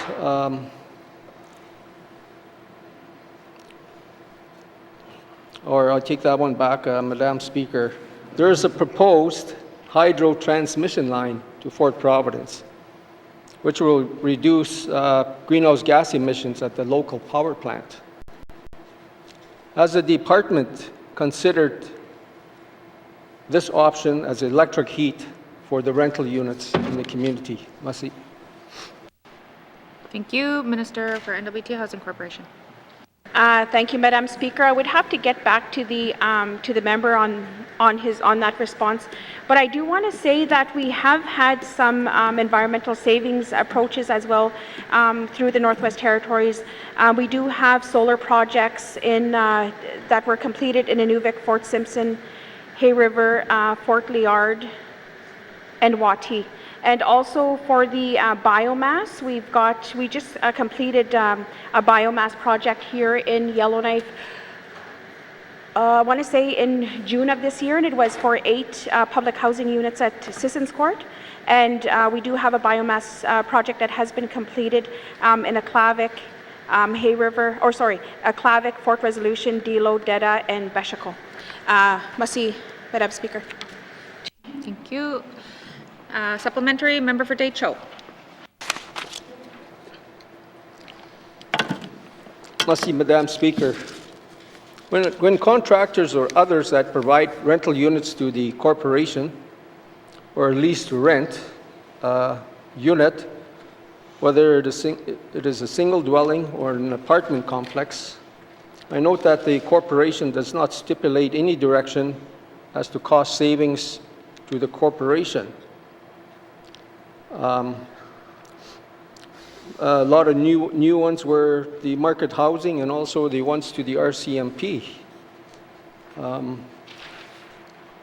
For the provision of providing biomass, using biomass heating systems to these new units. And I'm just wondering if the minister will develop a plan to include in the contract documents this provision in all upcoming new units. Merci. Thank you. And Minister for N.W.T. Housing Corporation.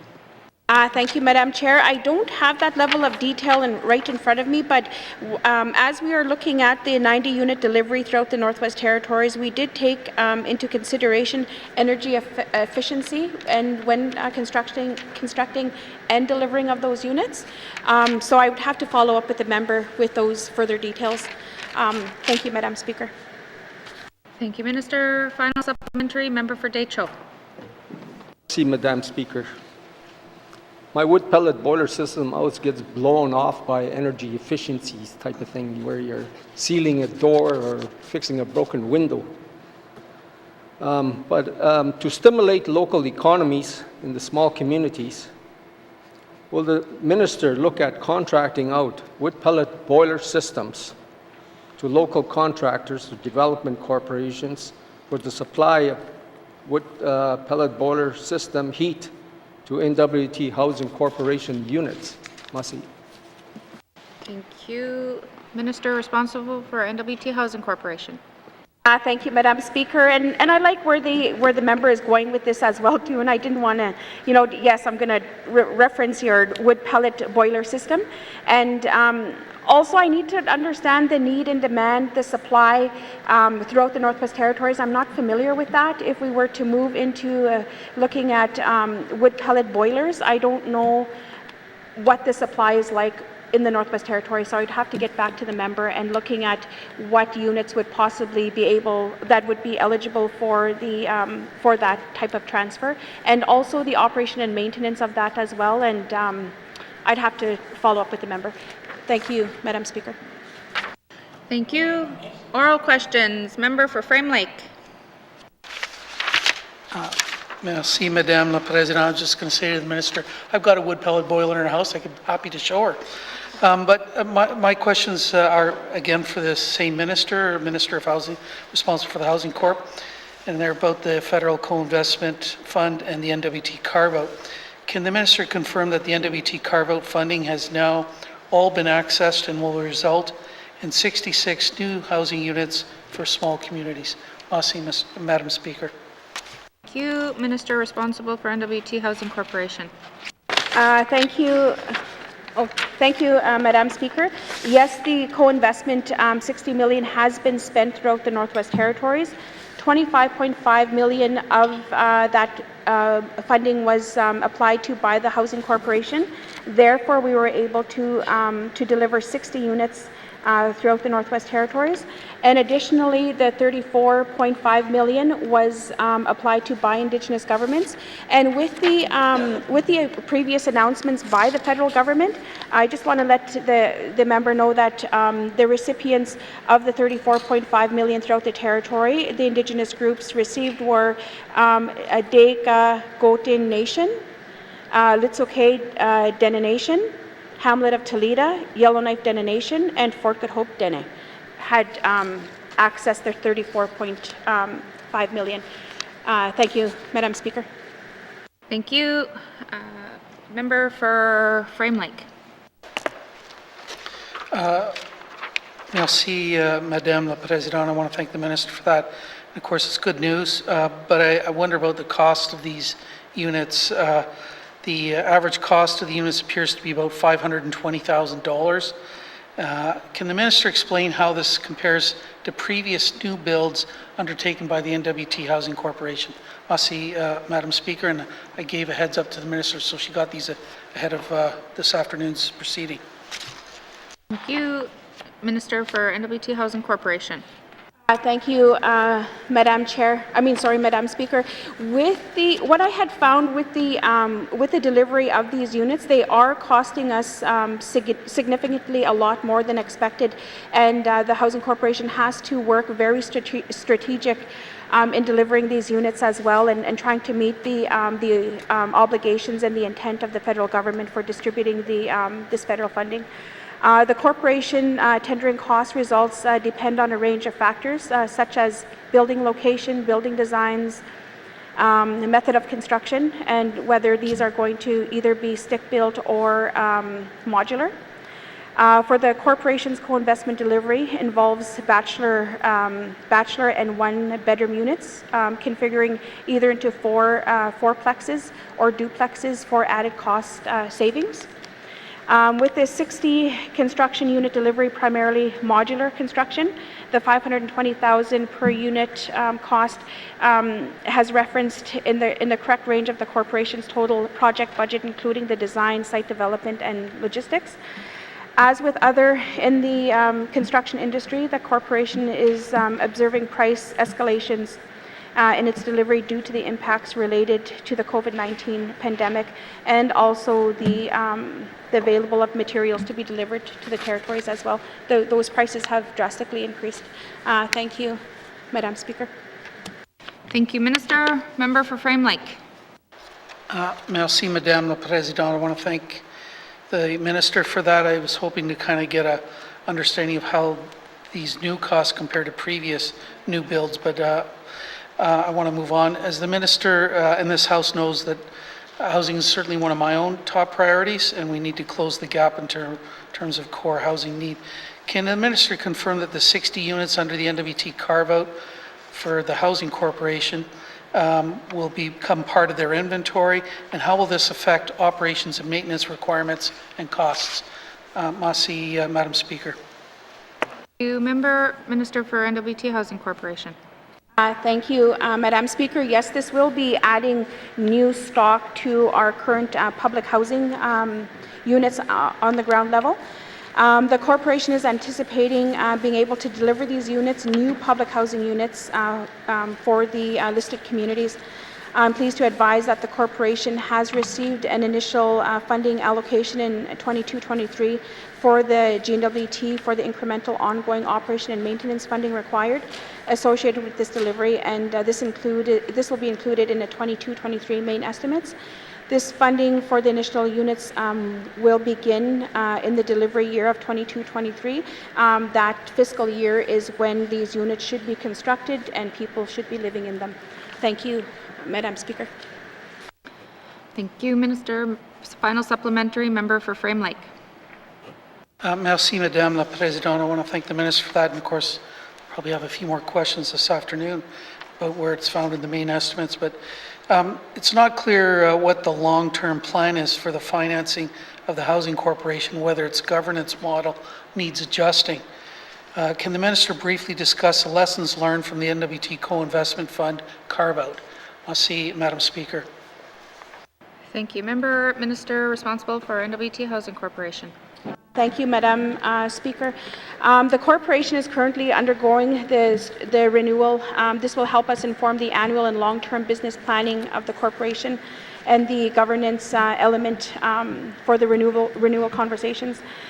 Improved engagement with Indigenous groups, effective partnership, building capacity of stakeholders to apply for the secure federal funding, and continue to work with Canada in partnership to seek innovation and flexibility in financing arrangements will also inform the renewal outcomes. But looking at the long-term plans for the corporation, I will have to follow up with the member as well that we're just trying to get through this construction season right now. We are wanting to deliver these units on time, but that doesn't stop the corporation from going forward and accessing and lobbying for further funding coming forward. One of the things that the corporation is wanting to do now is address seniors housing in smaller communities as well too. So we're having those conversations with the federal government on what type of programming that we should be applying for, because we haven't received any further direct funding, but except for I think it was 25 million that we had received in the spring, and those units are now just rolling out this year of 2022. Thank you, Madam Speaker. Thank you. Oral questions. Member for Yellowknife North. Thank you, Madam Speaker. I recently saw that the Northwest Territories Housing Corporation purchased the 24-unit Nordic Arms from Yellowknife School District 1. I was just hoping the Minister could update the House on what the plan for Nordic Arms is, both in regards to its existing tenants and likely the transfer of it to public housing. Thank you, Madam Speaker. Thank you. Minister responsible for N.W.T Housing Corporation. Thank you, Madam Speaker. And I just wanted to talk about the Nordic Arms. That was a huge opportunity for the corporation, and also to try to relieve the leases that we do hold with Northview, and trying to address that. And I've heard the conversation and the statements coming from the MLAs. So looking at this opportunity was something that we had applied for. There was, I think, 10 other submissions besides the corporation. So I was happy that we were able to win that contract bid. But looking at the programs and services that would be offered through that initiative, right now we're looking at the transfer, looking at the wait list that we do have, looking at the wait list, the transfer list, and also we do have tenants that are wanting to get out of their current leases right now and their current location. So we're just working with the tenants. We're coming up with a plan, but I could follow up with the members on what that transition is going to be looking like, because the other is that I want to address seniors housing as well too. I know I'm taking a little bit of time, but it's such important information that I would need time to put this together and being able to provide that information to the MLAs, but and also addressing the programming and the seniors as well too in Yellowknife. Thank you, Madam Speaker. Thank you. Supplementary, member for Yellowknife North. Thank you, Madam Speaker. I believe the Minister somewhat alluded to it there. I know the housing wait list in Yellowknife is hundreds of people long, but I'm just curious whether the plan is, since we've brought 24 new units into the portfolio, is this an addition to the Yellowknife housing total amount of units, or will we then correspondingly lower the number of units we lease by 24? Thank you, Madam Speaker. Thank you. Minister for N.W.T. Housing Corporation. Thank you, Madam Speaker.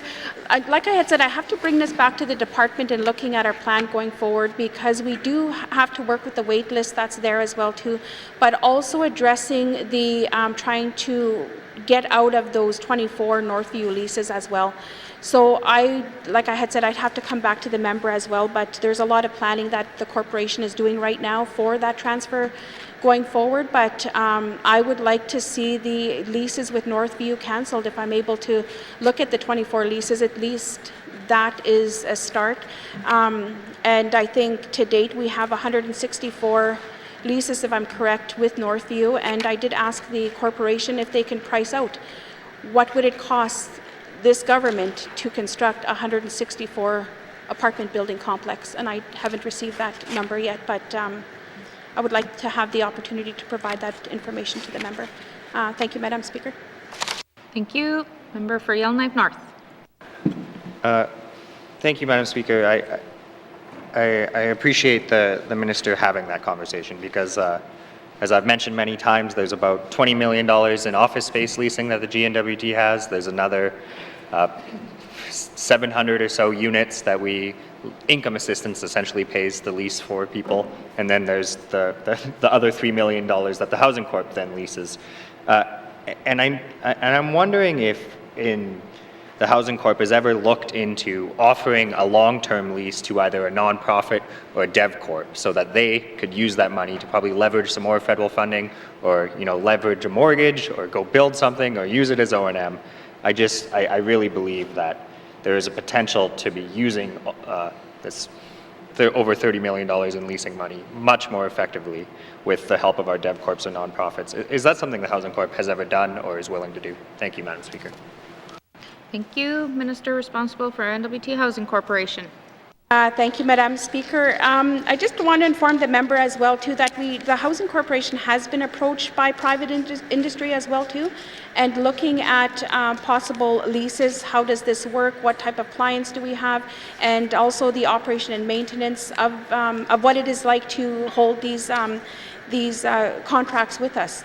So I am open to meeting with the development corporations if this is something that they would like, that they are interested in, and if we are able to look at entering into a separate lease agreement with with private industry and alleviate more leases out of Northview. I'm willing to take a look at that, and I'm willing to understand and see what else is out there here in Yellowknife, but for the member that I've had conversations with private industry as well too, but they haven't really gotten anywhere. It is quite a huge responsibility to be delivering public housing, and with a lot of situations that come with it as well too. So I just opened that conversation with the member as well too, if you'd like to follow up, and if there is interested members that I would like to at least have that conversation with whoever he's referring to. Thank you, Madam Speaker. Thank you, Minister. Final supplementary, member for Yellowknife North. Thank you, Madam Speaker. I guess, I find the leasing conversation interesting, but really at the end of the day, I think the solution is we simply need to build more public housing. Every time we build public housing, we actually free up units that we are currently renting. And there's just no doubt the N.W.T is the single biggest driver of rent in Yellowknife, both through the number of workers it locates in Yellowknife and the amount it actually pays these companies. So every time we build more public housing, we fix and increase the vacancy rate, which is getting more and more pressure these days in the rental market. So my question for the Minister of the N.W.T. Housing Corp is, considering there's hundreds of people on the wait list, is there any plans in the Housing Corp's capital budget to build more public housing in Yellowknife? Thank you. Thank you. Minister responsible for N.W.T. Housing Corporation. Thank you. Thank you, Madam Speaker. With the significant levels of affordable housing projects occurring under the federal government programs, The Co-Investment Fund Program, for one, the Housing Corporation's current public housing delivery is focused on smaller communities. The corporation is currently updating its analysis and core need investment need for new existing stock, and the intent to share the information with all of the members as soon as it is available in late March. And also, I just want to express that, you know, we haven't scheduled to be building any new complexes here in Yellowknife, but we do have the Canada Housing benefit that is available to the larger areas as well, that does subsidize the market rental that is out there. So there is a bit more programming that is available to Yellowknife to alleviate those high cost of living here, and that's just one area of how we're addressing that. But the corporation is continuing to closely monitor the status of its own properties in the city, and will certainly be looking at replacement aging assets when they reach the end of life of service. These future public housing replacements could take a form of new buildings as possible, of existing buildings where appropriate. But I also do want to recognize that I have been asked the question of the new builds in Hay River, and also and looking at what we do have in the smaller communities and in the larger communities that need to be replaced. And I do understand where the member's coming from, but we do have significant programming to address those needs, and as of right now, we don't have any scheduled new builds for Yellowknife. Thank you, Madam Speaker. Thank you, Minister. Oral questions. Member for Cam Lake. Thank you very much, Madam Speaker. Madam Speaker, my first question actually relates to what the member for Yellowknife North was talking about, and that's the opportunity to enter into long-term leases with different organizations, different renters, and potentially opening up doors to innovative agreements with the N.W.T. Housing Corporation. So I'm wondering if the Housing Corporation has a policy that leads the way for long-term leases to happen between the Housing Corporation and either Indigenous governments or NGOs in our communities. Thank you. Thank you, Member. Minister responsible for N.W.T. Housing Corporation. Thank you, Madam Speaker. You know, this really strikes a lot of work that is being done already with the renewal, and I'd have to get back to the member as well too, and just for that updated information and really looking at where we are as a corporation and looking at those leases as well. Thank you, Madam Chair. Or Madam Speaker, sorry, thank you. Thank you, Minister. Member for Cam Lake. Thank you very much, Madam Chair. Madam Chair, 2 years ago when I first asked about long-term lease agreements and the policies that went with them, I also asked about policies that lead the way for partnership agreements between the N.W.T. Housing Corporation and Indigenous governments and NGOs. There's a lot of different ways that this can happen. It doesn't have to simply be between lease agreements. It can be where Indigenous governments or NGOs actually are able to easier get the government, money through the federal government, build a building, and then the N.W.T. Housing Corporation can then take on the responsibility of operating the government. So there's different types of partnership agreements that can happen. And so I'm wondering if the policy work exists with the N.W.T. Housing Corporation to lead those types of policy agreements so that they're accessible for organizations that want to get involved. Thank you. Thank you. Minister responsible for N.W.T. Housing Corporation. Thank you, Madam Chair, or Madam Speaker, sorry. We are currently working with the with the Council of Leaders, specifically developed for addressing housing throughout the Northwest Territories. We also have a working table with the federal government as well too that has been established. But looking at these opportunities going forward, it's quite interesting where we are going. I just, like I had said, that I would like to have the opportunity to really look at the renewal and looking at that strategy going forward, because we will be reviewing those policies, but I don't have a timeline for that in front of me right now, but I can provide that to the members. Thank you, Madam Chair. Thank you. Minister, member for Cam Lake. Thank you very much, Madam Speaker. Madam Speaker, when we first sat in this House through our very first budget cycle, at that time, the Northwest Territories Housing Corporation identified that our way forward was through partnership. And so I'm wondering if the Minister can speak to how many partnership agreements have been signed with Indigenous governments or NGOs in the life of this Assembly. Thank you. Minister of N.W.T. Housing Corporation. Thank you, Madam Speaker. That is, in looking at those partnerships is something that I pride on within this portfolio. And when we had the housing delivery of the 90 units, I made sure that we acknowledged what was coming from the smaller communities was they wanted an opportunity to be working and partnering with the Housing Corporation. I don't have that number in front of me, but I could tell you that it's quite significant and it's growing. And you know, the purpose of that too, as well, is creating employment in smaller communities, but also building the capacity. And you know, we're always going to be needing housing. We're always going to be needing the repairs, and also looking at further investment. We've had our community housing initiative that we're looking at whether the community is identifying replacing pilings for private homeowners, whether they're looking at furnaces as well too, and I don't have all of those list of projects at the top of my head, but I can provide that to the member, that it's quite significant through the territory, and also working with the nonprofit organizations as well to program deliver on behalf of us, so that avoids the applications coming forward. But this is all initiated by smaller communities and interested nonprofit organizations as well too. Thank you. Thank you, Madam Speaker.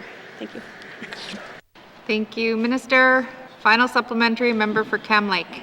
Thank you very much, Madam Speaker. Madam Speaker, this week we heard from the member from Nunavut, or in a exchange between the member for Nunavut and the health minister, that Tuktoyaktuk was unable to hire a community health counselor because they didn't have available housing. And so I'm wondering what type of action this spurs from the N.W.T. Housing Corporation, or what type of agreements, what type of partnership conversations happen at the level of the Housing Corporation in response to understanding how lack of housing has an impact on access to mental health counselors in communities. Thank you. Thank you. Minister responsible for N.W.T. Housing Corporation. Thank you. Thank you, Madam Speaker. This is a question that was brought up as well too, like the member had said, but we have such a significant need throughout the Northwest Territories, let it be homelessness, to home ownership, to home repair, to government employees wanting to work in smaller communities and providing these services. I have been asked as well too by my cabinet colleagues to provide an analysis of what is required in the smaller communities as well, and looking at whatever programs that we do have. My writing is quite small as well too. We need probation officers, we need social workers, healthcare professionals, teachers, and it is a struggle to house them when they're wanting to come up to the north. But not only that, during my first, I think it was in 2020, I met with the N.W.T. Teachers Association, and they had brought this up as well too, is that they would like to see teachers stay longer in smaller communities, and it has been brought up that nurses would like to stay longer in smaller communities and really commit to providing those services. But housing is an issue right across the board, and the corporation is trying to work very strategically to offer those housing solutions, and to be working with all departments, with all NGOs, with the smaller communities to address the housing need. Thank you, Madam Speaker. Thank you, Minister. Time is ended for oral questions. Oral questions, written questions. Member for Yellowknife North. Madam Speaker, my question is for the Minister of Municipal and Community Affairs. Everyone has acknowledged there is a municipal infrastructure gap. However, the most recent numbers on the size of that gap, which provide a community breakdown versus the formula that are publicly available, are from 2014. My question, therefore, is, can the Minister provide an updated analysis of the municipal infrastructure gap and the year it was completed, based on what is the current municipal infrastructure gap by community? 1. 2. What is the current municipal infrastructure gap by community as it relates to operations and maintenance funding? 3. What is the current municipal infrastructure gap by community as it applies to water and sewer funding, or as it's now called, environmental funding? And 4, what is the current municipal infrastructure gap by community as it applies to capital funding, or as it is now called, CPI and gas tax? Thank you, Madam Speaker. Thank you, member. Written questions? Member for Montfouet. Thank you, Madam Speaker. Okay. This is regarding the N.W.T health status chart book. Madam Speaker, in the fall of 2019, the government released the N.W.T health status chart book to provide a broad overview of the health status of the Northwest Territories population. As I noted in my member statement yesterday, the broad overview painted was not good. It has now been more than 2 years since the report was published. Can the minister explain what steps have been taken to specifically address the poor health behaviors revealed in the report? So this is to the Minister of Health and Social Services. So 1, is the minister working with Indigenous government organizations and the relevant health and social services authorities to specifically improve the health indicators documented in the report? Can the minister identify any successes that have been achieved in improving health outcomes as a result of collaboration with Indigenous government organizations and relevant health and social services authorities? 3, can the minister indicate when the N.W.T health status chart book will next be updated? 4, can the minister advise what specific initiatives are being undertaken in each region of the Northwest Territories to address the poor health outcomes documented in the report? Thank you, Madam Speaker. Thank you. Written questions. Written questions. Returns to written questions. Returns to written questions. Replies to the Commissioner's address. Replies to the Commissioner's address. Petitions. Petitions. Reports of committees on the review of bills. Reports of committees on review of bills. Reports of standing and special committees. Reports of standing and special committees. Tabling of documents. Minister for Northwest Territories Housing Corporation. Madam Speaker, I wish to table the following document: Northwest Territories Housing Corporation Mission, Values and Vision. Must see, Madam Speaker. Thank you. Tabling of documents. Minister for Justice. Madam Speaker, I wish to table the following 2 documents: 31st Annual Report 2019-2020 Victims Assistance Committee of the N.W.T. and 32nd Annual Report 2020-2021 Victims Assistance Committee of the N.W.T. Thank you. Thank you. Tabling of documents. Member for Great Slave. Thank you, Madam Speaker. Madam Speaker, I wish to table a document entitled Mind and Spirit, Promoting Mental Health and Addictions Recovery in the Northwest Territories, Child and Youth Mental Wellness Action Plan 2017 to 2022. Thank you, Madam Speaker. Thank you. Tabling of documents. Member for Montfouet. Madam Speaker, I wish to table a collection of photos of a home in N.W.T. Thank you. Thank you. Tabling of documents.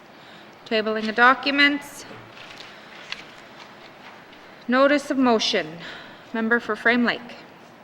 Madame la Présidente, I give notice that on Monday, February 28, 2022, I will move the following motion.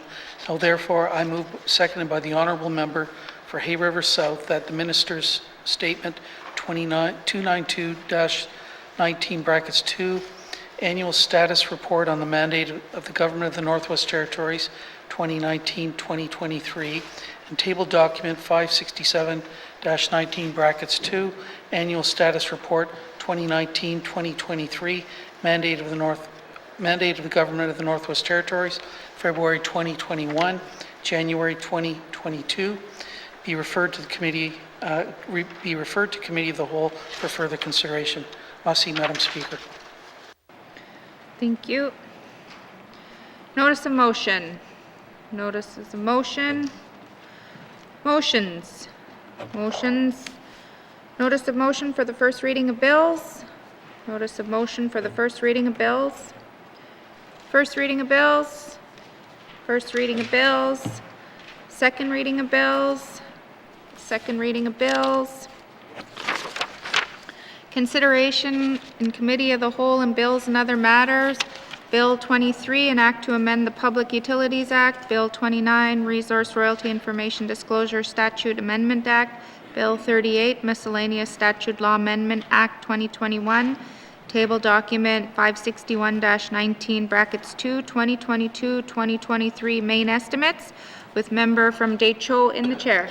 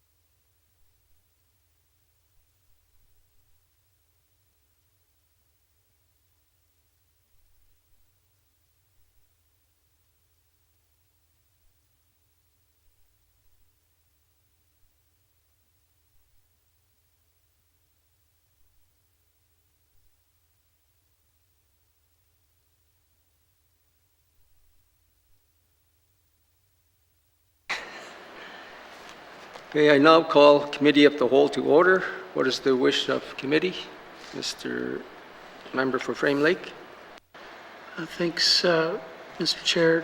Committee would like to consider table document 561-19 brackets 2, main estimates 2022-2023 with Environment and Natural Resources and the Northwest Territories Housing Corporation.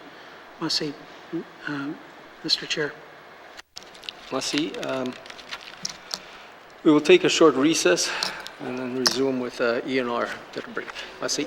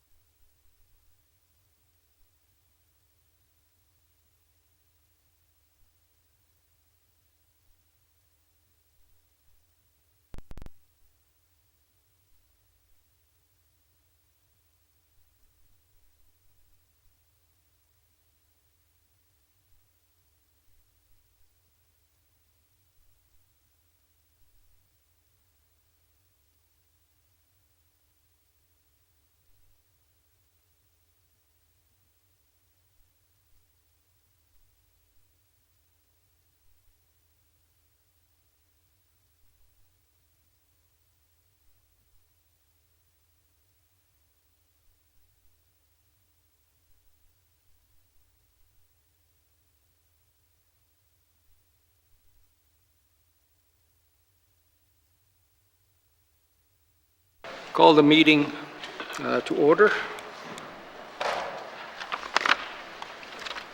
We are still dealing with E&R. I'll ask the minister if he's got any witnesses to bring into the House. Yes, I do, sir. Sergeant at Arms, can you please escort the witnesses into the chamber? Merci.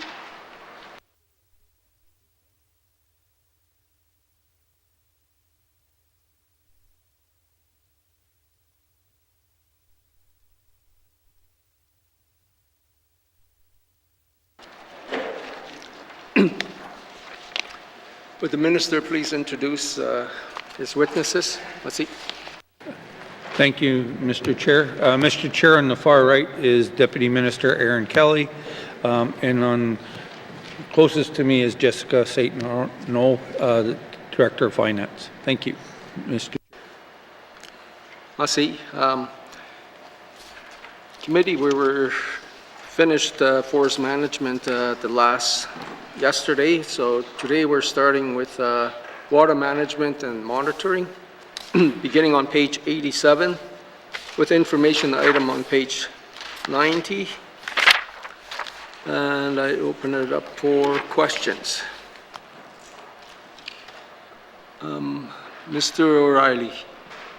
Thanks, Mr. Chair. So this is the section of the ENR budget where transboundary waters matters are found with. And I just had one question about, to start with, about page 89. There's these contributions, and it shows transboundary waters as a line item there. Back in 2020, 2021, it was $414,000, and now it's being proposed at $185,000. Can I just get an explanation as to what happened in that previous year? Thanks, Mr. Chair. Merci, Mr. O'Reilly. Minister. Thank you for that detail. I'll turn to the Deputy Minister. Thank you. Deputy Minister. Thank you, Mr. Chair. The amounts are dependent on the work that's being done at that time. So in 2021, there were research partnerships with academic institutions, more of them, that were supporting transboundary agreement implementation versus contracts with consultants. Thank you, Mr. Chair. Merci. Mr. O'Reilly. Yeah, okay, thanks, Mr. Chair, and thanks for the information. I've mentioned the last couple of days, one of the big areas of concern for myself that I'm hearing from others is this proposed tailings, oil sands or tar sands tailings discharge regulations development. And I understand that we wanted to try to get some better engagement and involvement with oil sands monitoring. There's a body called the Oil Sands Monitoring Program Oversight Committee, and then there's some technical advisory committees that I guess work with that committee as well.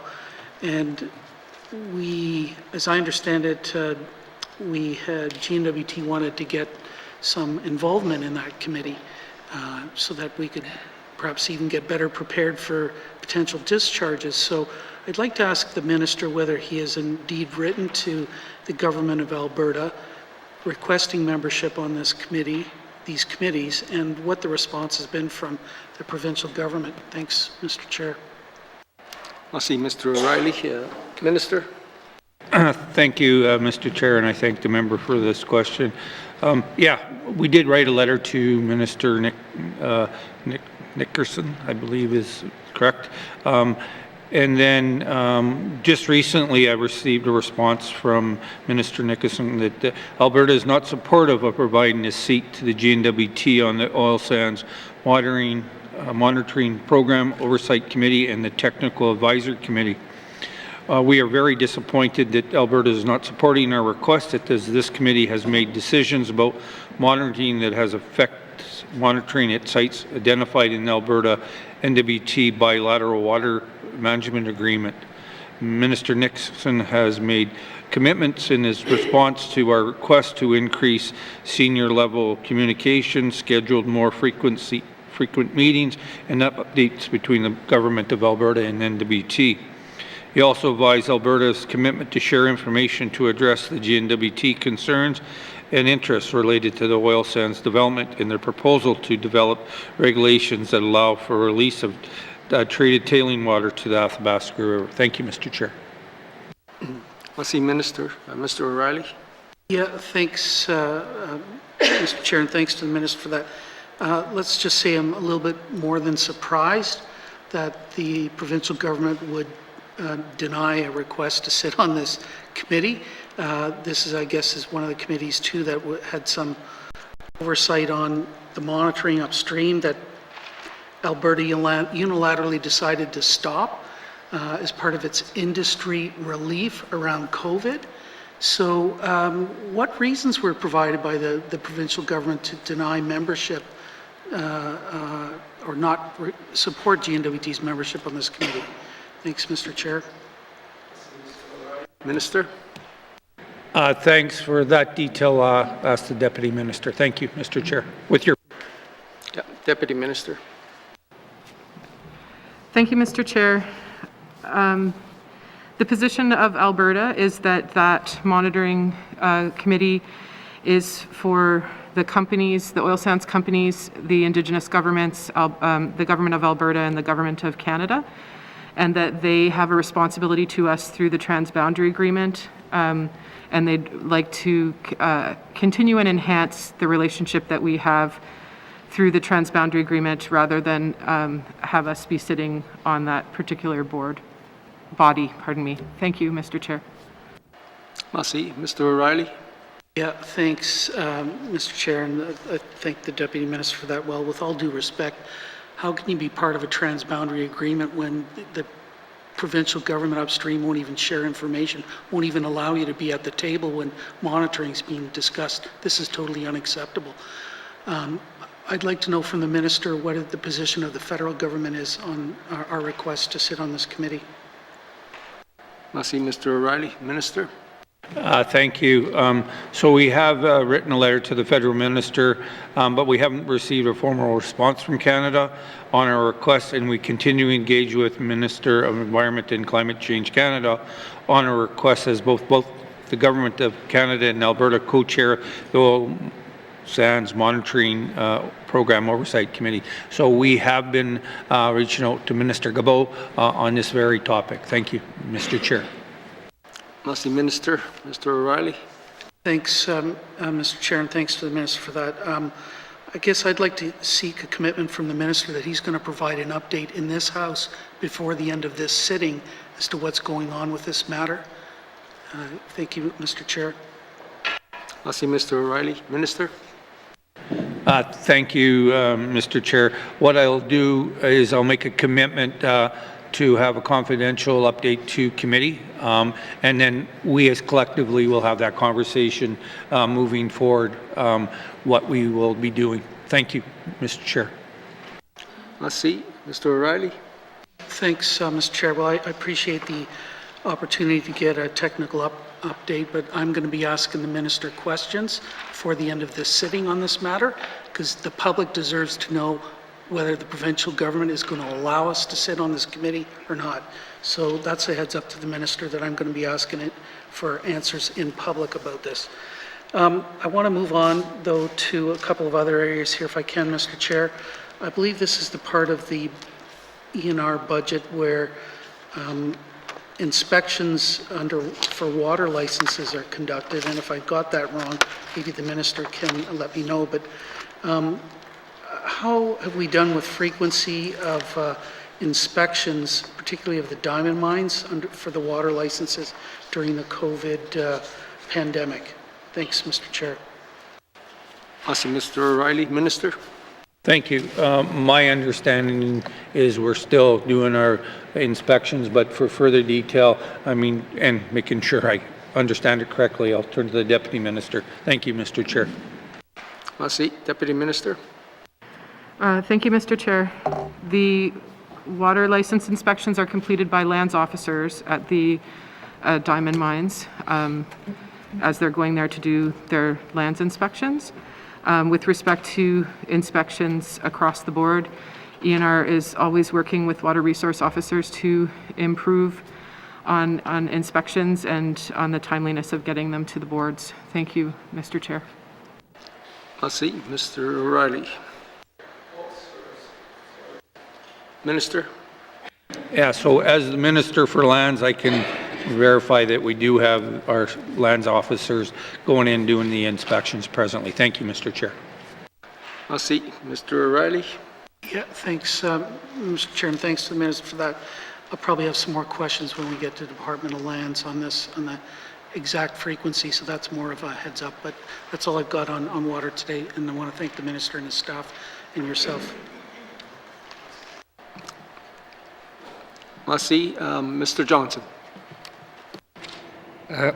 Thank you, Mr. Chair. It's my understanding that EIA is currently leading some work to lobby the feds to amend the MVRMA or possibly devolve the MVRMA, and pending the outcome of those negotiations, that would then allow ENR to resume work on the Waters Act and Environmental Protection Act. Can I just clarify, if that is the case, that we have to wait for that MVRMA work to be done before any further work on waters or environmental protection? Thank you. Merci, Mr. Johnson. Minister?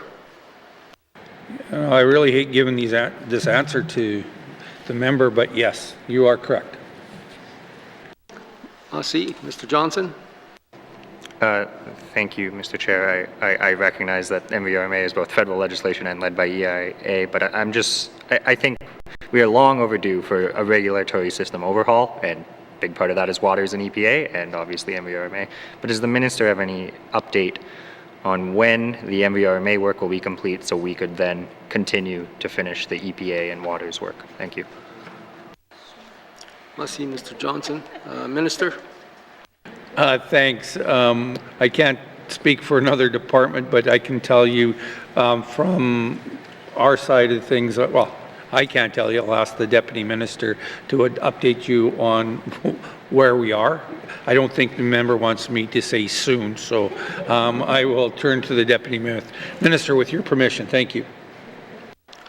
Deputy Minister? Thank you, Mr. Chair. I don't think we have an exact date at this time, but and I think that would be a good question for EIA, but I will comment here that part of the reason that that decision was made is because of Indigenous capacity to take part in all of these initiatives. In the background, while this work is going on, there is still work on the Waters Act and EPA being done so that when we're able to move forward, we'll have the materials and items ready to go. Thank you, Mr. Chair. Merci. Mr. Johnson? Thank you, Mr. Chair. Yeah, I'm happy to hear that, and I'm sure I'll have questions for EIA when the time comes.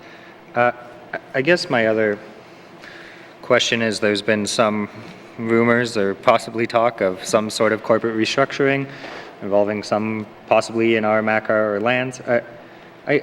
One of the things that I don't quite understand is that lands officers and water resource officers are two different positions. I think they are very ripe to become one position, environmental officers. I'll note that lands officers already do water inspections at the diamond mines, so that can I just get the minister to speak to whether that merging of those positions is something that's being considered? Thank you. Merci, Mr. Johnson. Minister? Yeah, so I just want to clarify that, you know, we're talking about amalgamation, or the member is talking about it. We're not talking about that right now. We're not talking about positions. We're not having that conversations. But my understanding is that there's two distinct positions, and you need those two distinct positions. But for further detail and clarity on this, I would like you to turn to the Deputy Minister. Thank you, Mr. Chair. Deputy Minister? Thank you, Mr. Chair. The water resource officers are enabled under the Waters Act and the lands officers under the Lands Act. The Lands Act is with the Department of Lands, the Waters Act is with the Department of ENR, but so are the renewable resource officers, the environmental protection officers, the forest officers, etc.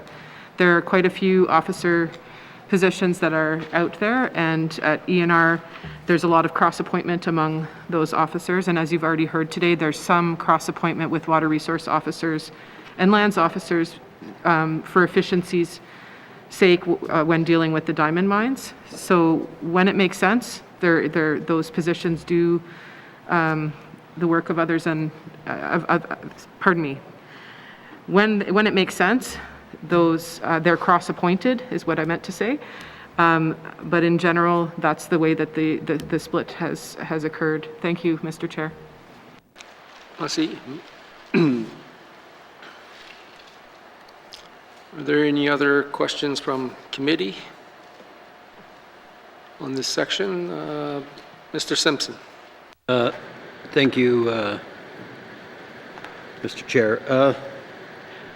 I guess I'd just like to talk about the release of treated oil sand tailings in Alberta, and I guess it's difficult for me to wrap my head around the fact that we don't hear much from the government side on this. We hear Indigenous organizations, opposing it. We're downstream from it. We have claims out there that have, sections about water rights and management. They have sections in there about the right to fish and wildlife. And so I would ask the minister if his department is collaborating or working with the Indigenous governments to deal with this issue, because it sounds like we don't have a lot of clout when it comes to what's happening in Alberta, and I just want to make sure that we're using every avenue we can. And we've got settled claims that are entrenched in the Constitution. And they've got sections in there that we could use. So I just want to make sure that we are doing everything we can to protect the water and wildlife in the Northwest Territories. And so I guess the question is, what are we doing? Are we working with Indigenous groups? Are we using the claims, the sections in the claims? So a couple of questions there. Thank you. I see Mr. Simpson, Minister. Okay, thank you. I want to be very clear to the House and to the people that are listening here. No release of oil sand processed water is currently allowed under the Alberta Environmental Protection and Enhancement Act or the Federal Fisheries Act. So it's not allowed. It's not allowed. When you talk about what we're doing, I'm not in, as I said previously, I'm not in there to make it public out there slamming. We're trying to work behind the scenes, do the work we need to do. And we do have a relationship with our Indigenous governments. But for that detail of exactly, we've already had one meeting on water. We were planning on another one. Again, COVID hit. But for further detail on exactly what we're doing and moving forward, I'll turn to the Deputy Minister. Thank you, Mr. Chair. Merci, Deputy Minister. Thank you, Mr. Chair. So I'll start with the fact that it's the studies that are being done now at this point to be able to enable potentially regulations. So we need to review the materials that are coming out of those studies to be able to engage on what they mean, because we don't have all of that information yet at this time. But what we do have is a system where we do engage with not just Indigenous governments, but also other water partners. How it works is that we have an Indigenous steering committee that has members from Indigenous governments across the Northwest Territories, and one of them is on the bilateral management committee with the N.W.T for the Alberta agreement, for the BC agreement, etc. So there's a link back to that, and there's also a committee called the Mackenzie River Basin Board, where there's an Indigenous member as well. So they go to those meetings and they come back to the Indigenous steering committee and work together that way. Then we have an annual meeting of water partners, so that includes anyone with interest in water where this matter has come up. It's definitely of interest, and we've heard about it the whole time we were developing the water strategy and the action plan. And I think it's important to note that the minister has provided briefings and responded to concerns from the Dene Nation, as well as from the Council of Leaders within the last year on this matter as well. So there's quite a lot of communication that is occurring. The claims are reflected in the agreements because we couldn't have made an agreement with Alberta that didn't. And of course, we wanted to uphold what's in the claims in those agreements. So there is recognition of substantially unaltered quality, quantity, and rate of flow, which is in the claims. Thank you, Mr. Chair. Merci. Mr. Simpson? Thank you, Mr. Chair. You know, we have these. I understand we have these agreements, and you know, we have the claims agreements as well.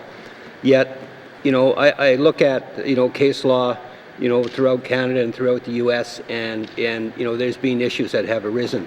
So I just want to make sure that your department and this government is prepared, to ensure that water flowing into Northwest Territories is protected, and do everything we can, whether it's through agreements, it's through the claims, it's through the courts, whatever we have to do, and we have to be prepared, at some point to possibly go that route, because water is going to be it's a commodity that everybody needs, and it wouldn't take much to destroy the habitat here in the Northwest Territories if we get contaminants coming down. We talk about fish and other wildlife as well. So I just want to make sure that it's front and center, and we're using everything we can. Thank you, Mr. Chair. Merci, Mr. Simpson. Minister? Front, center, back, side, over top, underneath. It is very much a priority of this department, this government. I can guarantee you there's been lots of conversations, and the department is working very diligently with our Indigenous governments and with the Alberta government and the federal government to make sure that these transboundary water agreements are enforced and work properly. There is mechanisms in there on where we go, and at some point in time, if we have to go there, then we go there. But right now, we are doing everything that we can, and I have to say the department, starting from the deputy minister all the way down to our water inspectors out there, they're doing their job. They are doing a good work and making sure that everything's being addressed. So, but I couldn't agree with you more, and I couldn't agree with Mr. Riley anymore, is that these things need to be addressed. Sometimes in government, we're a little bit not as the speed that people want, but we are trying to do it appropriately and respectfully, but also for the residents of the Northwest Territories. Thank you, Mr. Chair. Merci. Mr. Simpson? Thank you, Mr. Chair. Just a word of caution, I guess, is that when you use a word such as guarantee, unless you've got 100% control over what's happening, don't use it. Thank you. Merci, Mr. Simpson. Any comments, Minister? Guarantee that I'll listen to him on that one. Thank you. Merci. Mr. Simpson? Questions? I don't see any further questions from committee. Mr. Jericon. Thank you, Mr. Chairman. I think this is a good discussion on this one here. I just wanted to let you know that I was also involved at the Mackenzie Valley Impact Review Board as a chairman for 6 years, and we also were really concerned about the water and transboundary. So we also made arrangements to work with the Alberta government on a transboundary agreement to share information. And that information, to me, was really important, because we kind of, the mandate of the review board at the time was just making sure that we protect the wildlife, the air, the fish.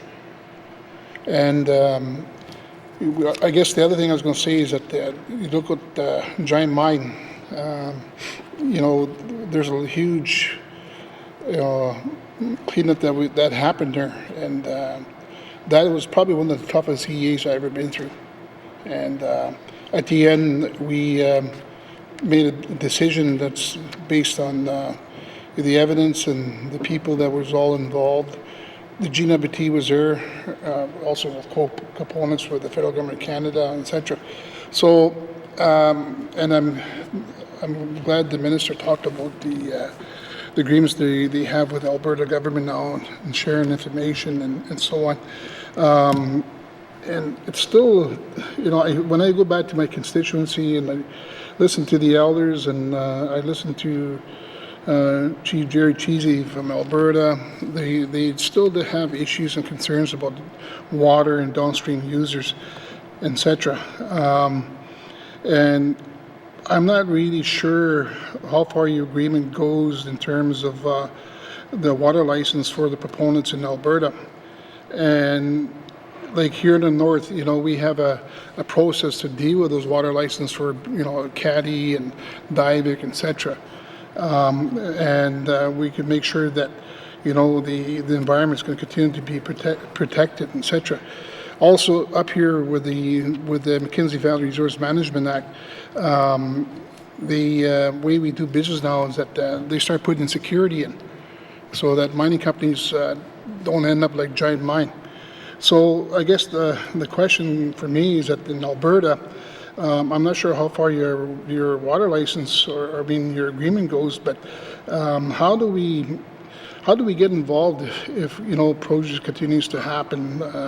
I know the oil prices are down. There's in places in Alberta where the refinery, I heard a bunch of stories about not very good oil. They call it dirty oil and that kind of thing.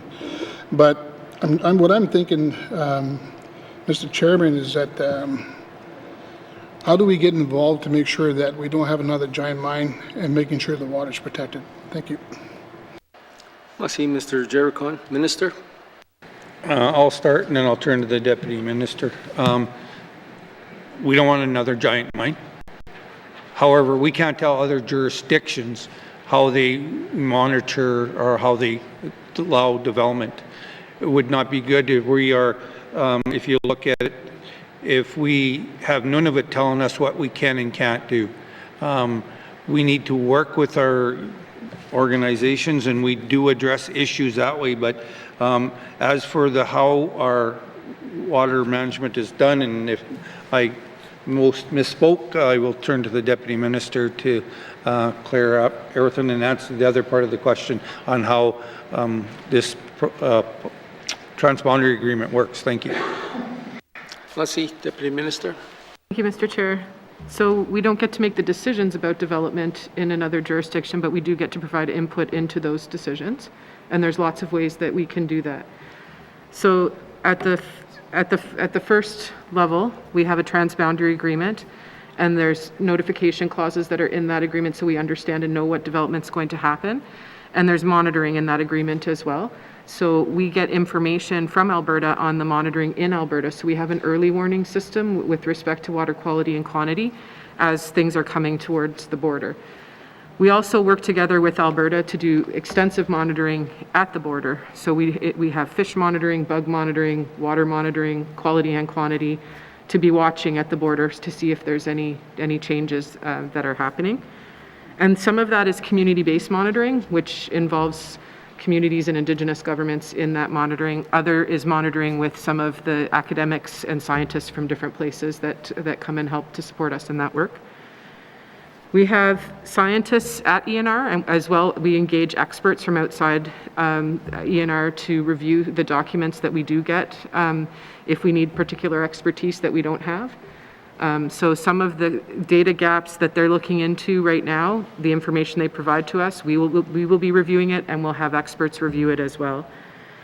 None of the agreement itself does not stop us from being able to intervene in a project. So we have gone and provided comments on some of the Suncor most recently, as well as some in BC that we've done previously. And the agreement doesn't stop us from having legal mechanisms available to us should the agreement not be able to, if we're not able to get to where we need to be in that case. So there's lots of ways that this could ultimately work out, and our preferred way is to work with Alberta to get the information and collaborate on the monitoring and make sure that we're getting the information that we need from the monitoring south of the border, and analyze that and work with Indigenous governments, as I mentioned in my previous answer, through all of those committees, to put forward our perspective and make sure that it's very clear what the residents of the Northwest Territories' interests are with all of these transboundary matters that are before us. Thank you, Mr. Chair. Merci. Mr. Jericon? Just one more. I'm just thinking about the on the giant mine public hearing. We had many interveners or proponents, etc., like DFO, parts of the Department of the Environment, and all the Aboriginal groups, etc. So if you were to find in your reports and fish studies, etc., or water quality, you have an opportunity to probably work with the Alberta government and try to, address those issues. But also, my question would be, is that during the water license process, are we involved in that process too as well, through your department in Alberta? Thank you, Mr. Chairman. Merci, Mr. Jericon. Minister? For that detail, I'll turn to the Deputy Minister. Thank you. Deputy Minister. Thank you, Mr. Chair. So there are opportunities through environmental assessment and other licensing for us to provide comments to that, and we do take that opportunity when required. There's also the Bilateral Management Committee with Alberta and the Northwest Territories that has an Indigenous member on it, where we can talk about these matters as well. So we have multiple ways to bring forward concerns related to upstream development, but we're not, that's an Alberta licensing process when it's something that's in Alberta. So it would be, providing input through those two ways that I mentioned, but we're not part of that licensing process specifically. Thank you, Mr. Chair. Merci. And I don't think there's any further questions. Hang on. Ms. Knockleby. Thank you, Mr. Chair, and I apologize ahead of time if this was already asked because I was up doing a meeting. So I'm just curious, I noticed that the department has, in the last while, or in 2020, released sort of a template now for reporting water quality sampling results, et cetera, in the Northwest Territories. And I'm just wondering where the department is at for groundwater guidelines or for our own water and soil guidelines in the North versus using, say, federal guidelines. Are we continuing to develop, or are we still just using interim guidelines in the meantime? Thank you, Mr. Chair. Thanks. Merci, Ms. Knockleby. Minister? For that detail, I'll turn to the Deputy Minister. Thank you. Deputy Minister? Thank you, Mr. Chair. So we have our own remediation guidelines, and some of them are from different jurisdictions because we can use what's already been done in other places, and some of them are specific to the Northwest Territories. And right now we're reviewing arsenic guideline, for example, because there's some circumstances in the Northwest Territories that mean that we need to look at that from a specific N.W.T. perspective. Thank you, Mr. Chair. Merci. Ms. Knockleby? Thank you, Mr. Chair. So I guess, sorry, just one sec here. So under in the grants and contributions transfer, the water regulatory line there, is that just sort of a status quo amount? So that's not that you're not developing new ones, so that money's not going to new development. It's more just for the application of the regulatory guidelines? Thank you, Mr. Chair. Merci, Ms. Knockleby. Minister? That detail, turn to the Deputy Minister. Thank you, Mr. Chair. Deputy Minister? Thank you, Mr. Chair. So the water regulatory is for review of projects, not for guidelines. So this is when we have some of the projects happening and we need to get some support through grants and contributions for review of those projects for expertise. Thank you, Mr. Chair. Merci. Ms. Knockleby? Thank you, Mr. Chair. And is that a number that's generally static throughout the time, or do we expect fluctuations based on additional projects coming online? Thank you, Mr. Chair. Merci, Ms. Knockleby. Minister? Detailed Deputy Minister, please. Thank you. Deputy Minister? Thank you, Mr. Chair. So it depends on the projects that come up that year. And whether we have the expertise in-house to address them or whether we need to work with others, whether they're academics or other experts to be able to get the information we need to make sure that we're reviewing the projects properly. Thank you, Mr. Chair. Merci. Ms. Knockleby. Excuse me. Ms. Martzelos. Thank you, Mr. Chair. I just want to, not very often I go in defense of a minister in a department, but I want to ensure that when I was chief at Salt River First Nation, we always had a dialogue with ENR and with the water quality regulations and the monitoring that was done within the department. And I know for a fact that even during the pandemic that water quality was happening and monitoring. And the First Nations were always involved, especially Salt River and the Métis, because they're from Fort Smith. And I know for a fact that the water quality in the Fort Smith area is top-notch. So I just want to make sure that that we don't get a wrong information from anyone that this is not okay. Okay, because I think that they also have workings with the municipality. And I remember when my husband was mayor that there was a letter written about the water quality in Fort Smith and how great it was. Okay, so it's just a comment. I'm not going to ask any questions, but I just want to know one thing, and I'm sure you're still working with those First Nations when they go out to do monitoring. Am I correct? Thank you, Mr. Chair. I see Ms. Martzelos, Minister. And I thank the member for that. Yeah, we are working with them. We have constant communication, whether it's our regional office or the headquarters, and we have an open line. So if the community or Indigenous governments or the communities have concerns, they can reach out to us, and we're able to get that information to them as quickly as we can. Thank you, Mr. Chair. I see Ms. Martzelos. I want to make one last comment.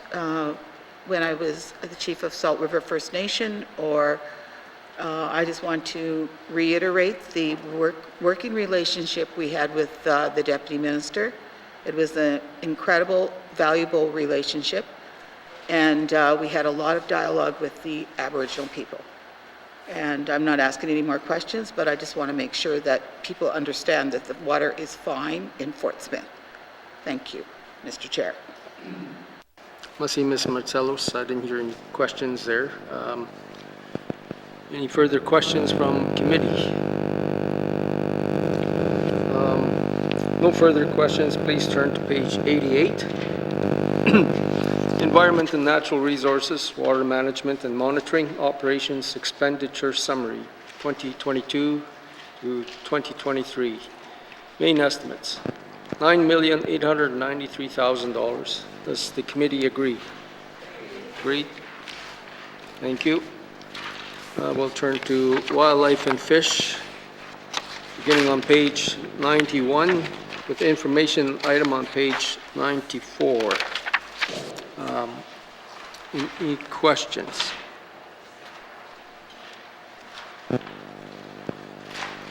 Wildlife and Fish. Okay, not seeing any questions. Mr. O'Reilly.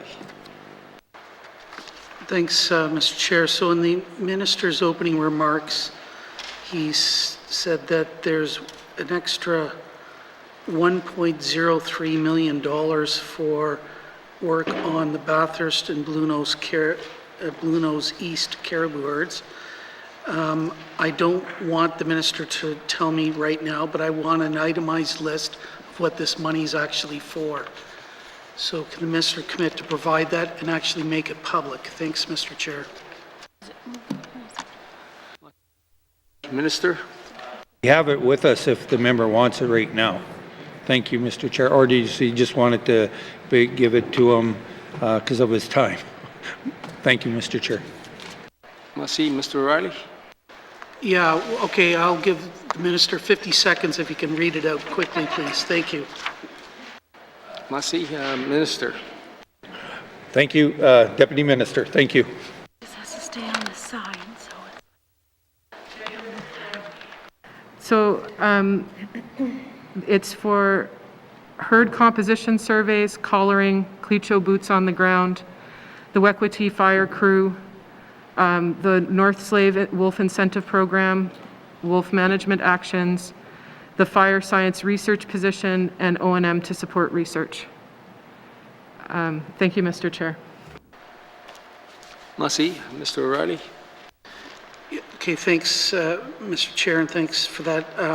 If I could get the detailed list with actual numbers beside it, that would be great.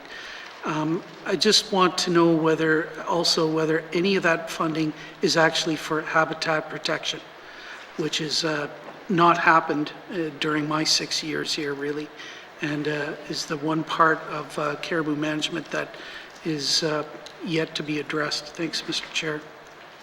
Merci, Mr. O'Reilly. Minister? In regards to the list and that, I believe we already sent it to committee, but if we'll check to confirm that we sent it to committee. And if we haven't, we'll make sure we send it again. But in regards to the habitat and the work that's being done in that area, with your permission, I'd turn to the Deputy Minister. Thank you. All right, Deputy Minister. Thank you, Mr. Chair. We are currently finalizing a framework document, operational guidance documents, and a desktop pilot exercise on mobile caribou conservation measures. And these documents describe the intent and application of these mobile caribou conservation measures in relation to mineral exploration activities. So there's a framework, an operational guidance document, and a desktop pilot, and they've been across my desks and are out for interdepartmental review at this time. We also have the Bathurst Caribou Range Plan, and we've done 4 workshops that were held to advance this work in 2021. We've been providing funding support and background information to Indigenous governments to support this work. The Clecho government, Athabasca Denisulanet, and the N.W.T Métis Nation have identified some important areas for possible habitat protection, and we're supporting other Indigenous governments and Indigenous organizations such as the Yellowknives Dene First Nation and North Slave Métis Alliance to do similar work. And we're planning a prioritization workshop to build consensus on areas to put forward for conservation under the Species at Risk or Wildlife Act. Thank you, Mr. Chair. Merci. Mr. O'Reilly. Yeah, thanks. I was furiously trying to scribble all of that down, but I want to confirm for the minister. I asked for that information before, and I have not received it, the itemized list, so happy to get that from the minister. The mobile caribou conservation measures, this has been under discussion for probably 3 or 4 years now. The diamond mines actually do this to a great extent. It was actually done in the Kivalik region in the 1980s when there was a boom around uranium exploration. They were called the caribou protection measures back then. I just don't understand why we haven't been able to do anything about this for years here. So when can we actually expect to see some actual regulatory change to implement these mobile caribou conservation measures? Thanks, Mr. Chair. Let's see, Mr. O'Reilly. Minister? Yeah. So we did send a letter on January 24th in regards to that. So we apologize if it's got misplaced. We will make sure that committee gets the letter that we sent, and maybe it's not the information the member wants on there. In regards to the other question, with your permission, I'll go to the Deputy Minister. Thank you. Merci. Deputy Minister. Thank you, Mr. Chair. So as I mentioned, the mobile caribou conservation measures, we have the documents created. There's been a pilot project, and we're going to continue to work with Aurora Geosciences to trial run mobile caribou conservation measures at one of their or a partner's exploration camp in 2022. So that work is moving along, and we are working to get it through interdepartmental review at this time. Thank you, Mr. Chair. Merci. Mr. O'Reilly. Thanks, Mr. Chair. Thanks for that. Yeah, this work has been underway for at least a couple of summers. I think that it might have been slowed down by COVID, but I didn't actually get a response to my question. When will we actually see changes that require mineral exploration in particular to actually shut down when there's caribou around their property? That's what these measures would do. Right now, The diamond mines do it because it's best practice. It's consistent with ESG that our Minister of ITI keeps talking about. We don't do that in this jurisdiction, though. It's voluntary. So is this department moving towards actually making this some kind of regulatory requirement? Thanks, Mr. Chair. I see Mr. O'Reilly. Minister? For that detail, I'll turn to the Deputy Minister. Thank you. Deputy Minister. Thank you, Mr. Chair.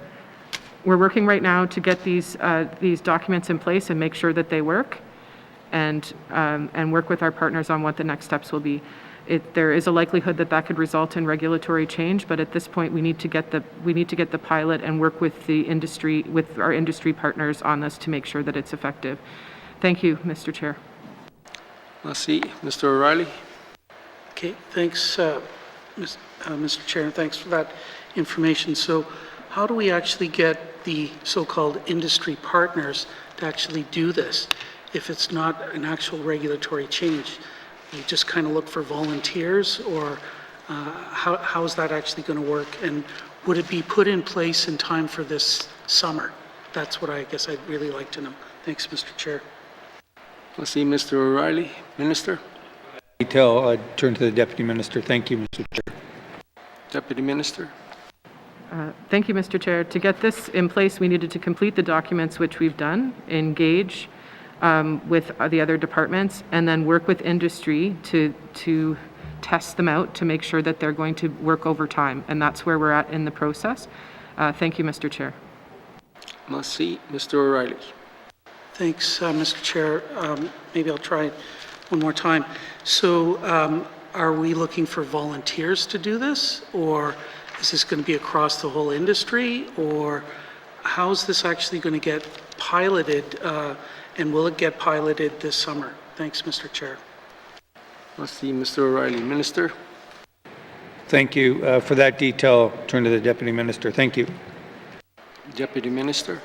These are for exploration camps. There's already it's already in place in the wildlife monitoring and management plans, the WMMPs for existing mines. The EA process and the WMMPs formalize requirements for specific operating projects, and as soon as we're done internal reviews, I've already mentioned, we will be sharing it with industry partners so that we can make this work and do the testing that we need to this summer. Thank you, Mr. Chair. I see Mr. O'Reilly. Thanks, Mr. Chair. I'm not sure I'm really getting anywhere. Are we seeking volunteers for this work? Yes or no? Thank you. I see Mr. O'Reilly. Minister? For the Deputy Minister, please. Thank you. Deputy Minister? Thank you, Mr. Chair. It's already happening with the mines under the WMMPs. And for the exploration camps, we already have volunteers who are willing to test it out this summer. Thank you, Mr. Chair. Merci.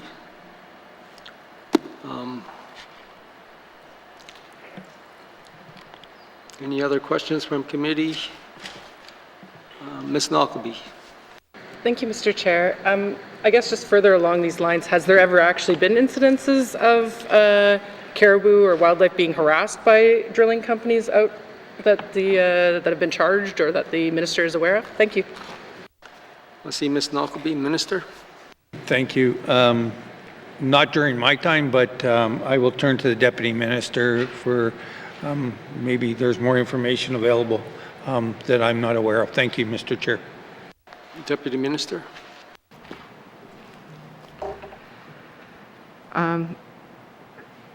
Thank you, Mr. Chair.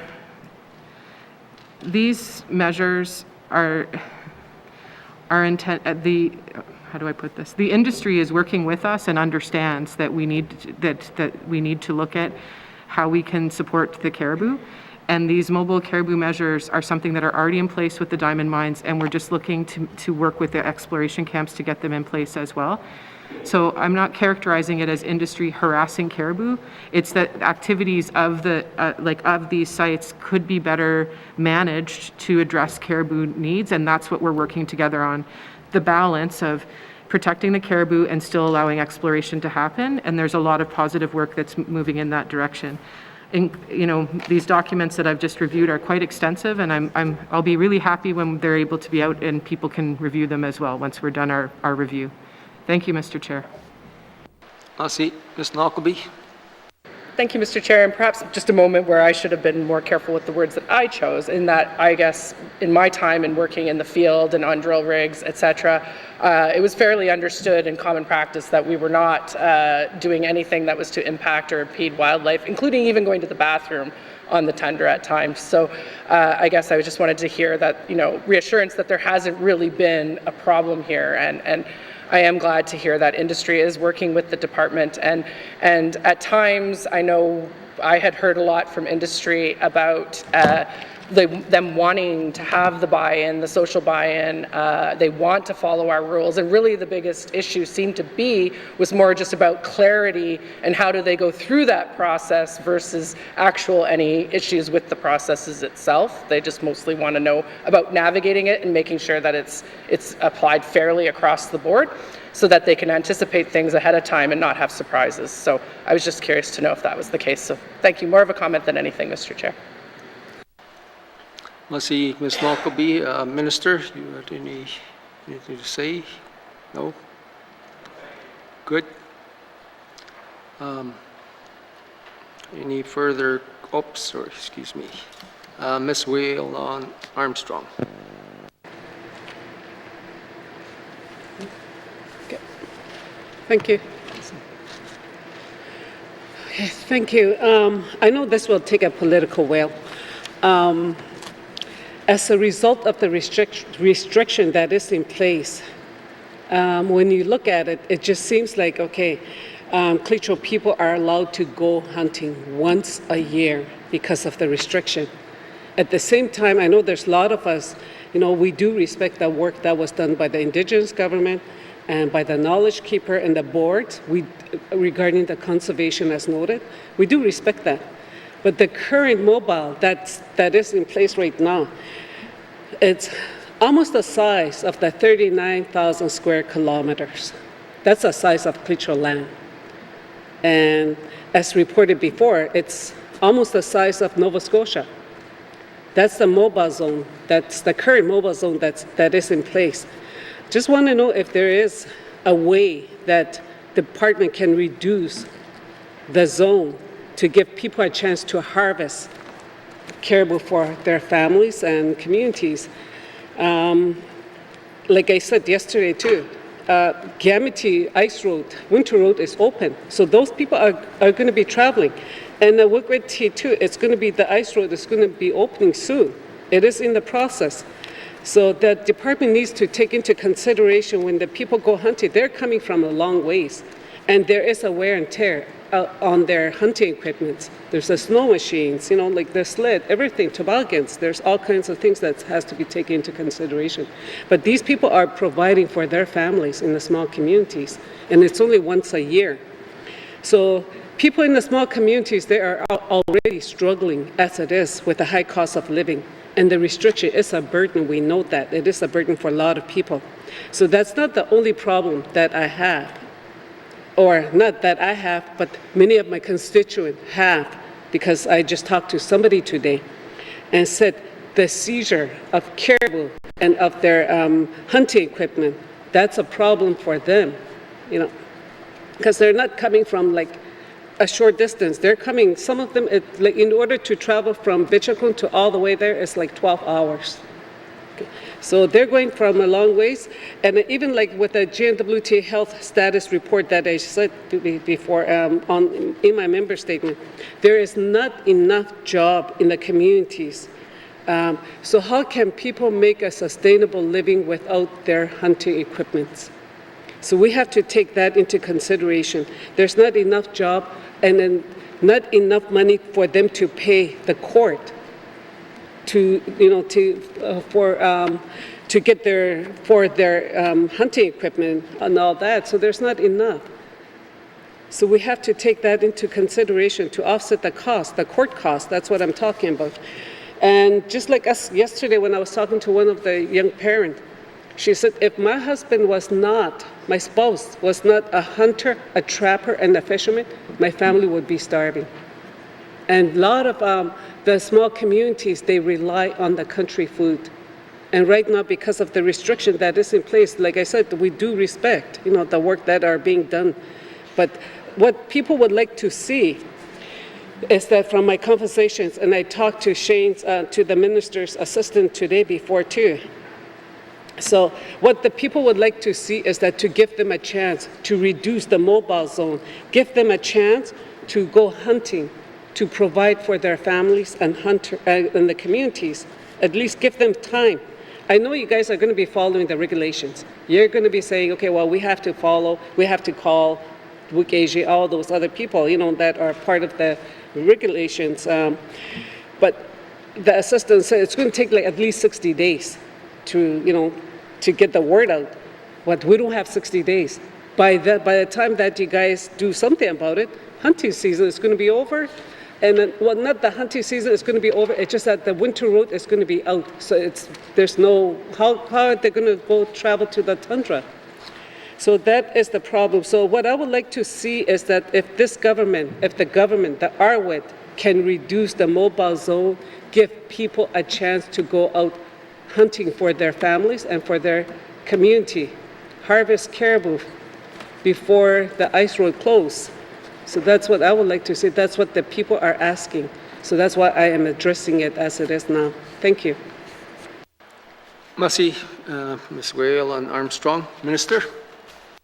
Thank you. I'll start and then I'll ask you to turn to the Deputy Minister. When I first became the Minister of ENR, the first thing I said to the department, I do not want to be the minister responsible for no caribou in the Northwest Territories. I made that very clear. As we are all aware, the Bathurst caribou herd is facing a serious conservation concern and is currently at record low numbers. The latest population survey, just this June 2021, resulted in a population estimate of 6,240 caribou, down from 470,000 in 1986. I repeat, down to 6,240 caribou. The N.W.T has worked closely with its co-management partners, including the Clecho government, to put a range management plan action in place to support the recovery of the herd. A key action to support the herd is the mobile zone that the members talked about, which is used to implement a complete harvest closure put in place by the Wekwiji Renewable Resource Board.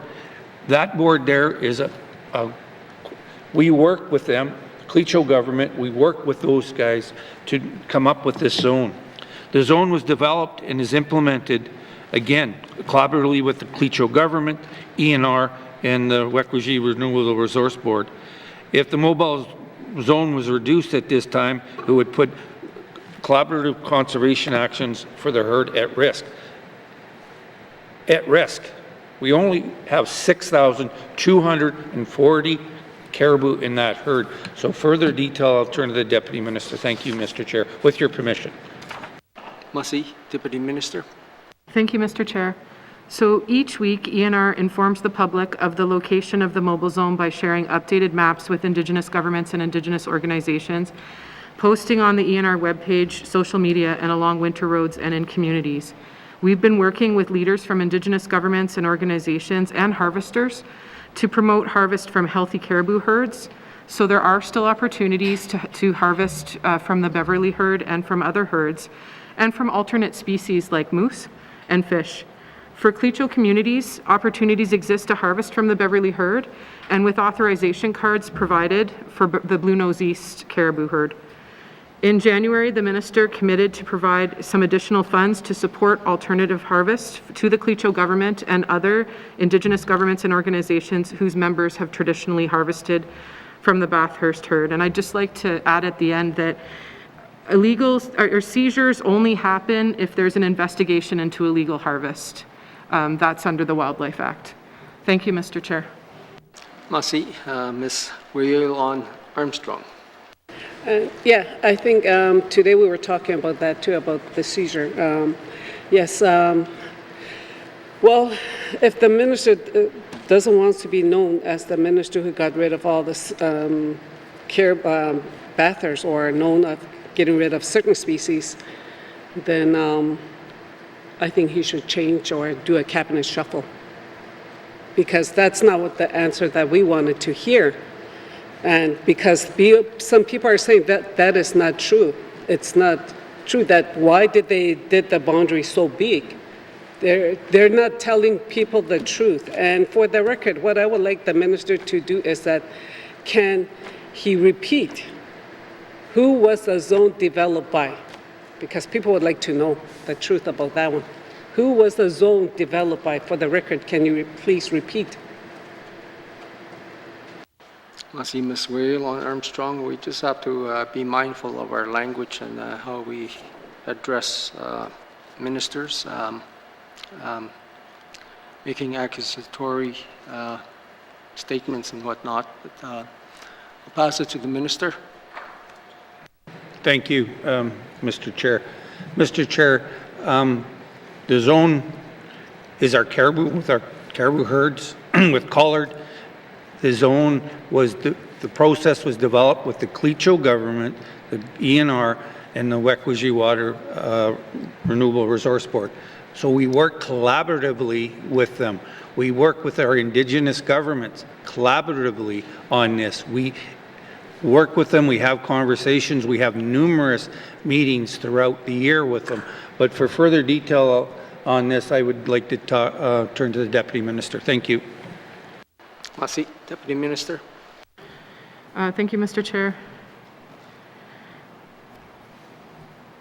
ENR recognizes the challenges for those that are trying to harvest, and it's not just the Clecho government.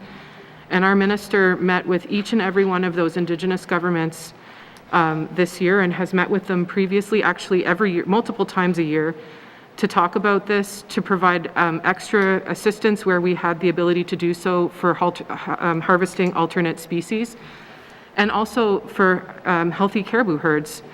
The Bathurst herd is not the only herd that's available. There are opportunities to legally harvest from the Beverly herd as well as from the Blue Nose East herd, and there are opportunities, and there's been additional funding provided for alternate species. The Bathurst herd is at a critically low level, and allowing any harvest of that herd, and this is agreed to by Clecho government and other Indigenous governments, would affect the conservation measures that we've had in place for all of these years. And it is not advisable from ENR's perspective and the Clecho government and other Indigenous governments, as well as the Wikiji Renewable Resources Board at this time. Thank you, Mr. Chair. Masi. No further questions on this section. Fish and Wildlife.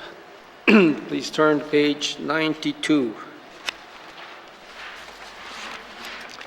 Environment and Natural Resources, Wildlife and Fish Operations Expenditure Summary 2022-2023, main estimate $16,147,000. Does the committee agree? Agreed. Thank you. There are additional items from pages 95 to 103, and I'll open up for questions. Mr. O'Reilly. Thanks, Mr. Chair. So I'm looking at the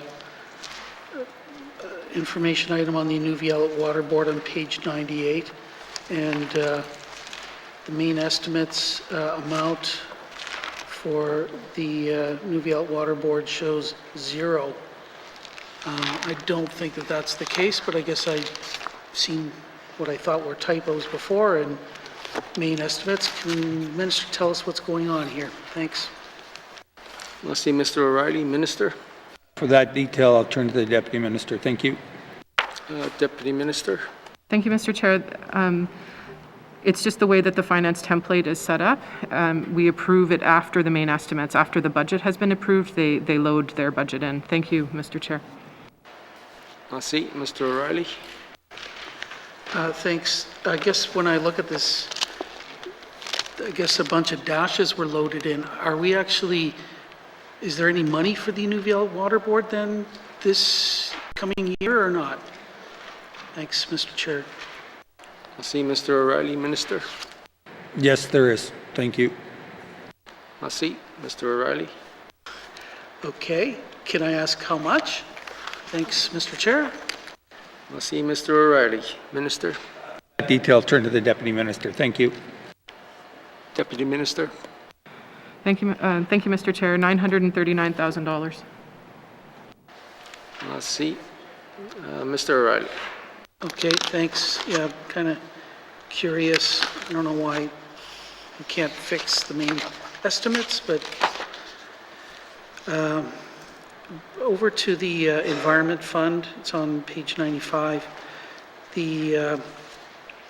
I know that there's an accumulated surplus over time, but the last 3 years, or next year and then the previous 2 years, we're running a deficit there on an annual basis. So I'm just wondering, what is the objective that this fund is kind of being managed to?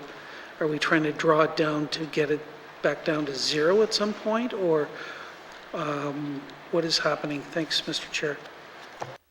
I see Mr. O'Reilly, Minister. That detail, turn to the Deputy Minister. Thank you. Deputy Minister. Thank you, Mr. Chair. No, we're not trying to get it down to zero. What we are reflecting here is the work on the new programs that were decided. So used oil, tires, and expanded electronics. Some of you may have noticed that the suite of electronics at recycling depots is much larger than it was before. So this is to reflect that work. Thank you, Mr. Chair. Merci. Mr. O'Reilly. Thanks, Mr. Chair. Okay, well, now that we're talking about the depots, Yellowknife only has one depot.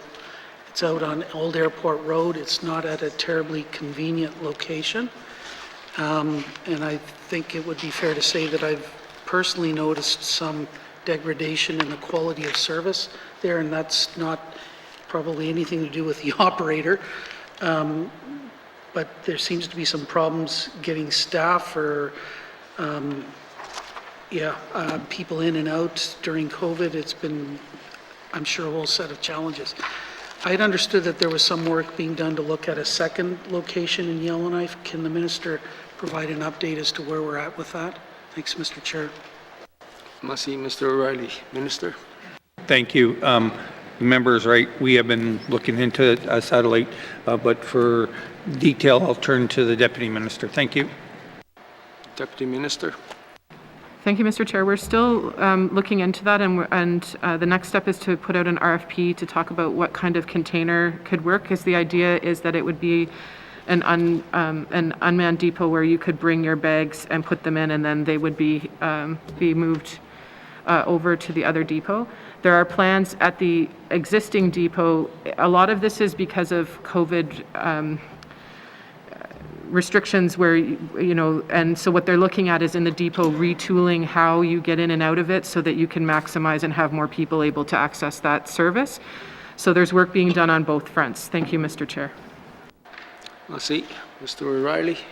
Okay, thanks for that. Yeah, I can tell the minister that I visited Greenland about maybe 6-8 years ago, and in Greenland, in the capital, Nuuk, they had machines that you could just put an empty bottle into and cash came out at the bottom.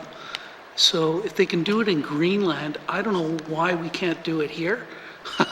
And that was like a number of years ago. So is that the kind of remote technology or something we're talking about here? Like, this isn't rocket science. It's done all over Europe. But is that the kind of thing we're talking about? Thanks, Mr. Chair. Merci, Mr. O'Reilly. Minister. Thank you. For that detail, just turn to the Deputy Minister. Thank you. Deputy Minister.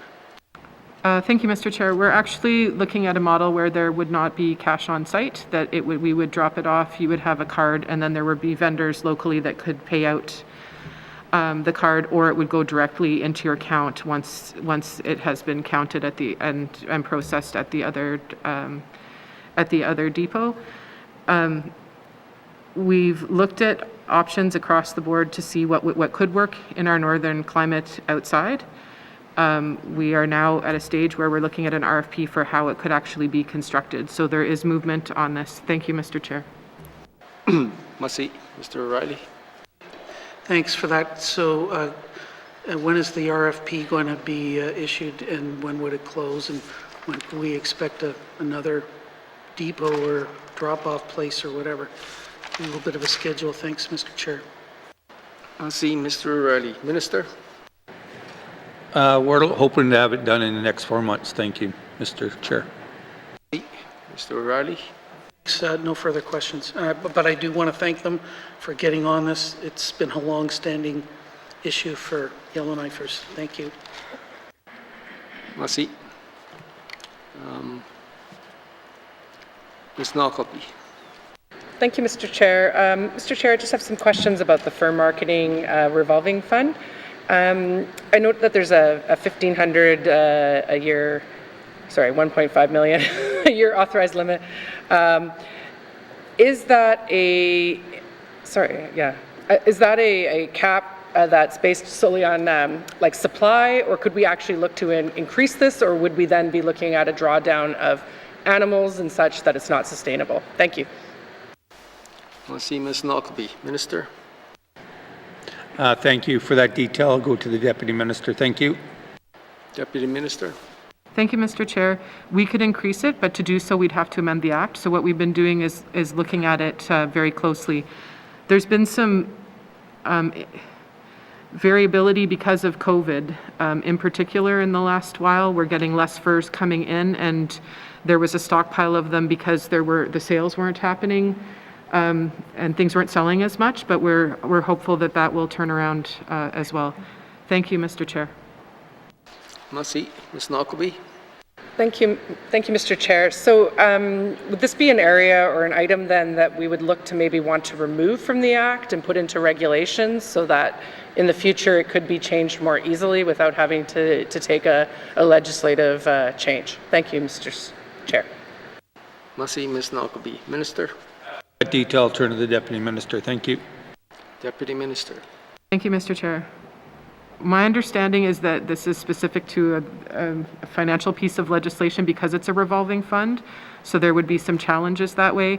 We have been able to manage with this fund the way it is for quite some time, and I think, like I was mentioning, that the anomalies are really because of some of the COVID issues that we're hopeful will resolve. Thank you, Mr. Chair. Masi, Ms. Nalkopi.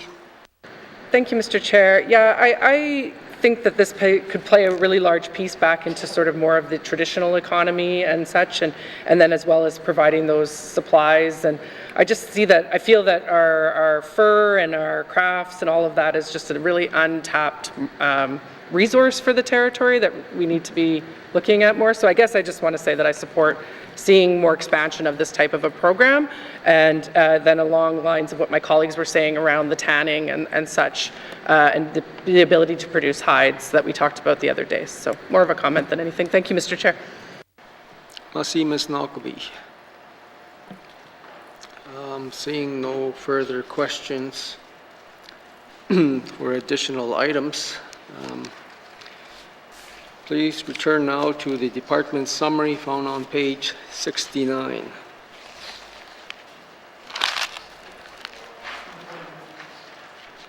Oops, sorry. I've got Mr. Is this for the 69? Okay, the overall summary. All right, Mr. Johnson. Thank you, Mr. Chair. Thanks, committee, for indulging me. I just had one more question. I know ENR is at the technical working group on at least one piece of legislation. I'm just wondering if we provide Indigenous governments money to support their work being there, and if so, how much, or whether that's an EIA question. Thank you. I see Mr. Johnson. Minister.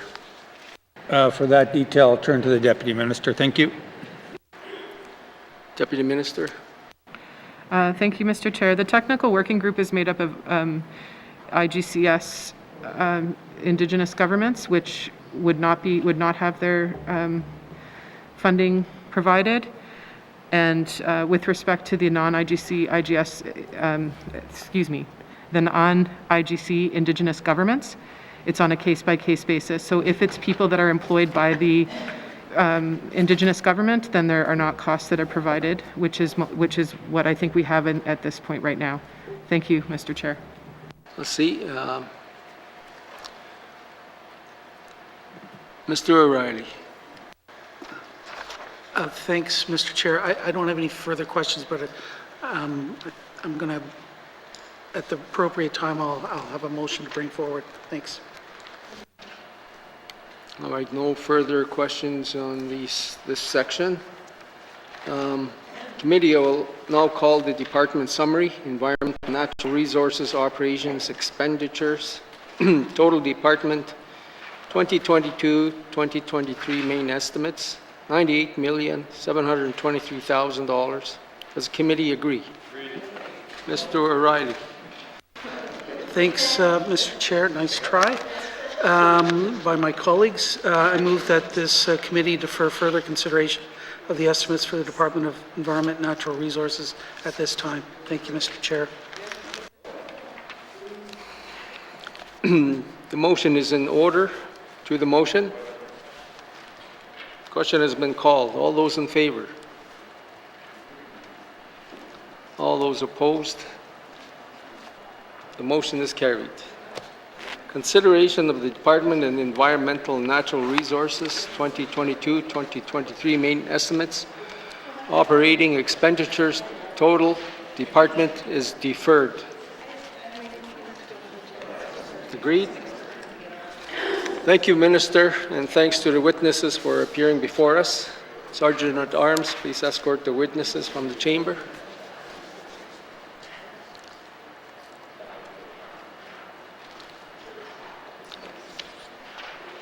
Cynthia.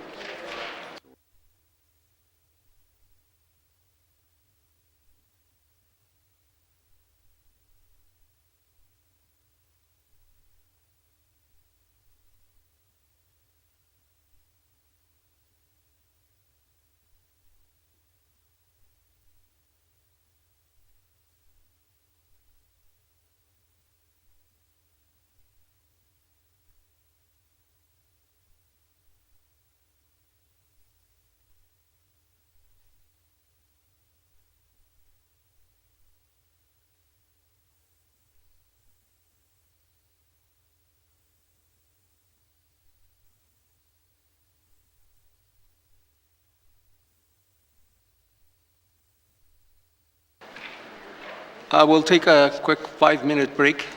Masi.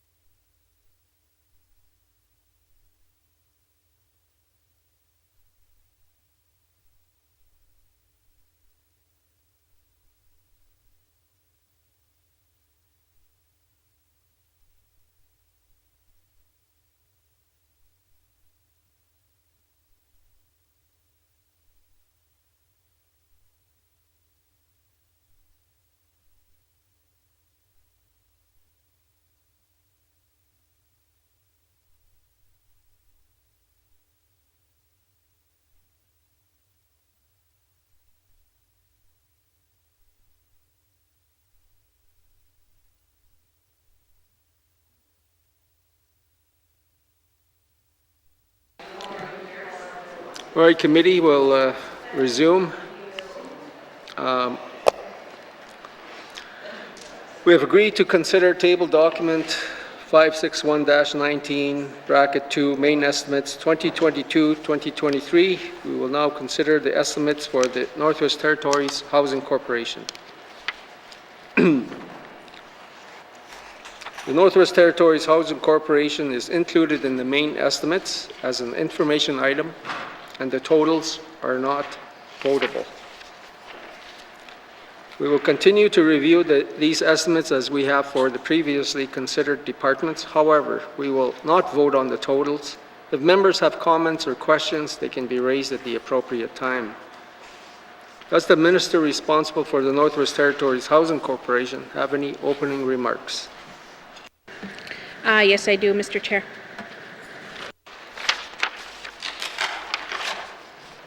Proceed with your opening remarks. Thank you, Mr. Chair. I'm pleased to present the 22-23 main estimates for the Northwest Territories Housing Corporation. Overall, the corporation's estimate proposes an annual operating budget of $121 million, representing an increase of $2.84 million over the 21-22 main estimates. These estimates support the mandate objectives for the Northwest Territories Housing Corporation while continuing to meet the N.W.T's fiscal objectives to prioritize responsibility and strategic spending. Highlights of this proposed estimate includes the following: $1.1 million of forest growth funding from the Government of the Northwest Territories. This includes an initial allocation of $947,000 to provide operating funding for the first year's delivery of federal cost-sharing housing units, as well as $164,000 for property tax increase for existing housing inventory across the Northwest Territories. $752,000 of ongoing initiative funding from the Government of the Northwest Territories for the new Hay River and Fort Simpson homeless shelters. $882,000 from the Government of the Northwest Territories for collective agreement increase, and $68,000 travel budget reduction as part of the N.W.T's wide reduction. These estimates continue to support the priorities of the 19th Legislative Assembly, fostering strategic partnership, including these with the federal and Indigenous governments, to increase the number of affordable homes and reduce core housing needs, especially for seniors and vulnerable persons.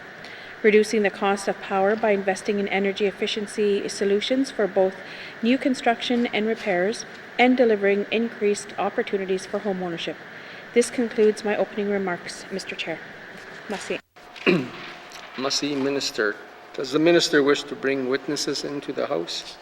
Yes, I do, Mr. Chair. Merci. Sergeant at Arms, please escort the witnesses into the chamber.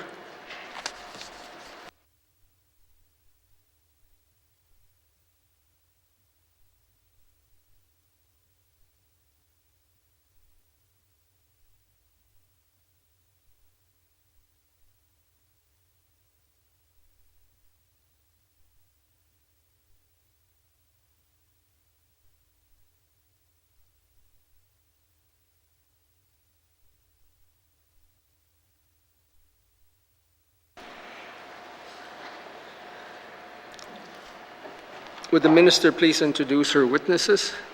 Thank you, Mr. Chair. I have with me here today Ms. Eleanor Young, President of the Northwest Territories Housing Corporation, and Jim Martin, Vice President of the Northwest Territories Housing Corporation. Thank you. Welcome. The committee has agreed to forego general comments. Does the committee agree to proceed to the detail contained in the tabled document? Yep. We will defer the Housing Corporation summary on page 373 and review the estimates by activity summary, beginning with Community Housing Services, starting on page 377, with the information item on page 378. And I'll entertain questions from the committee. Mr. Johnson. Thank you, Mr. Chair. Previously, I know a number of local housing organizations have expressed an interest to be able to go and get money from the federal government. I know the Yellowknife Housing Authority would love to be able to submit to these various federal funding pools, but they are not permitted to. Can we just explain why we won't let these organizations get money? Thank you. I see Mr. Johnson, Minister. Thank you, Mr. Chair. The local housing authorities run under a service agreement that is binding with the Housing Corporation. They are not government employees and they are not a nonprofit organization. I will have Ms. Eleanor Young elaborate on the response. Thank you, Mr. Chair. Merci. Deputy Minister. Thank you, Mr. Chair. Yes, and the minister is correct. Essentially, the LHOs are an extended arm of the corporation, and from a perspective of CMHC, they would be deemed to be part of the corporation when doing applications. That would not stop us from working with the LHOs, and we do so when we're working on some of the applications currently, so we could continue to work with them on an application if they wish to do so. Thank you, Mr. Chair. Merci. Mr. Johnson. Thank you, Mr. Chair. Yeah, I guess, there's kind of this weird thing going on where there's local housing organizations and then there's authorities, and some in fact are nonprofits registered under the Societies Act. And I'll note that those ones actually can't be investigated by the Ombud, which is a weird kind of mistake that was made in that schedule. But is there any actual reason for this difference between some of them being nonprofits and some being, essentially creatures of statute under the Act? Is this something we're going correct, or is there actually a reason for it? Thank you. Merci, Mr. Johnson. Minister. Thank you, Mr. Chair. With the action of the renewal coming forward, we will be working very closely with the local housing authorities, but should they want to submit, they can submit through the Housing Corporation with our support. I'll have Mr. Jim Martin, Vice President, to elaborate on the response. Merci. Vice President Martin. Thank you, Mr. Chair. So as the Minister alluded to, the authorities are established under legislation, whereas the associations are established under a Society Act, and as was mentioned. Thank you, Mr. Chair.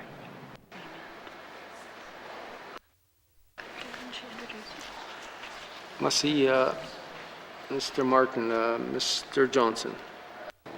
Thank you, Mr. Chair. Yeah, I guess this happened long before I think any of us, even Mr. Martin. I'm just trying to understand if there's any reason why there is creatures of statutes, the authorities, and then nonprofit societies, associations with different powers doing different things with different reporting structures, and if there's any benefit to having these two different systems run our maintenance. Thank you. Merci, Mr. Johnson. Minister. Thank you, Mr. Chair. So with our renewal, we are going to be looking at all policies and agreements throughout the corporation, and this is one of them as well too that we're working very closely with, and also reviewing our contract agreements with them as well too. So I can follow up with the member, and just to be very clear, we are working towards changes going forward with the corporation. Thank you, Mr. Chair. Merci, Mr. Johnson. Thank you, Mr. Chair. Yeah, another kind of anomaly is they all somewhat have different appointment mechanisms. Yellowknife specifically, the mayor and a group of Yellowknife MLAs get together and we decide who is on the Yellowknife Housing Authority. Others are directly appointed by the ministers. Some have a bit more community input. This is according to some ministerial directive out of the 90s, I believe. But I really don't think it's my role to decide who's on the Yellowknife Housing Authority. And in fact, I would like them to be an arm's length nonprofit that perhaps some sort of membership has input on who sits on that board. Are we going to look at how we appoint people to these authorities and associations as part of the review? Thank you. I see Mr. Johnson. Minister. Thank you, Mr. Chair. And that's exactly what we are working with right now. The other thing that I have noticed is you're correct that we do have some Indigenous groups that do have representation on these boards. We do have forms of leadership as well too, but we're looking at pursuing those changes. One of the things that I have mentioned to when re-electing the board of directors, I guess, is that I don't want them to serve more than 2 consecutive terms. So I've made that very clear throughout the Northwest Territories, but going forward we will see a more streamlined, clear approach when we're dealing with the LHOs. And if we're looking at those changes and there's no relevancy to having those representation in selecting the boards, then we will be working closely with the LHOs throughout the territory. Thank you, Mr. Chair. Merci. Mr. Johnson. Yeah, thank you, Mr. Chair. I guess what I envision happening here is probably not a one-size-fits-all model. I think some Indigenous governments probably want to take over the LHOs and run that maintenance function. I personally, in Yellowknife, don't believe we need one at all. I would be happy to tender maintenance either privately or to the municipality, to a dev corp, anyone, or in fact just bring them into the housing corp. And I know there's a lot of cost in having these LHOs. They each have an office, they each have staff, they each have an admin, they each have a board. And, I think a review of, I guess I'll just speak on behalf of Yellowknife. I'm not sure that we're getting the benefit there, considering they're not actually allowed to make any decisions about applying for funding or buying units or even who we lease from. So in reviewing this, are different options on the table? Can we perhaps, look at some cost savings or just, a variety of models of how we provide, essentially the maintenance and property management and the collection of rents in communities? Thank you, Mr. Chair. Merci, Mr. Johnson. Minister. Thank you, Mr. Chair, for that comment. I can bring that back to the department, but I want to be very clear that with the function of these LHOs, and they're allocating the units at the ground level, and 80% of our budget is actually allocated to the smaller communities, so outside of Yellowknife. I just wanted to express that as well too, but I could follow up with the member with that. But I just really want to defend the representation of the LHOs at the community level, where they make the decisions of what needs to be built in their communities. I want to give them more decision-making powers. I want them to be able to, more communicate with the chairperson to minister. I want that to change. And then also, if they are going to be challenging our policies and it doesn't work at the smaller community level or even in the larger centers, this is the board and this is the structure that I would like to be working with. Thank you, Mr. Chair. Merci. Mr. Johnson. Thank you, Mr. Chair. Yeah, I guess I'm going to say that I will offer no opinions on what I think LHOs in the communities should do. I'll leave that up to community MLAs and them. But I noted in Yellowknife, the staff, they're not public servants, and they have quite, high maintenance costs. They're nowhere near the private sector and what it costs to maintain and operate buildings. Perhaps that's a good thing, and the number of staff they have if you need to get something fixed in a public housing unit in Yellowknife. But I'm just wondering if we've done some sort of cost comparison of different options, or is it cheaper essentially to have LHOs with staff who are not N.W.T public servants? Is that part of the reason for their existence? I'm just kind of confused about how this came to be, Mr. Chair. Thank you. We'll see Mr. Johnson. Minister. Thank you, Mr. Chair. And this has been something that has probably been, functioning in the smaller communities and in the larger centers for quite some time. I'm not too familiar with the history and why we created the LHOs and why there is the board structure.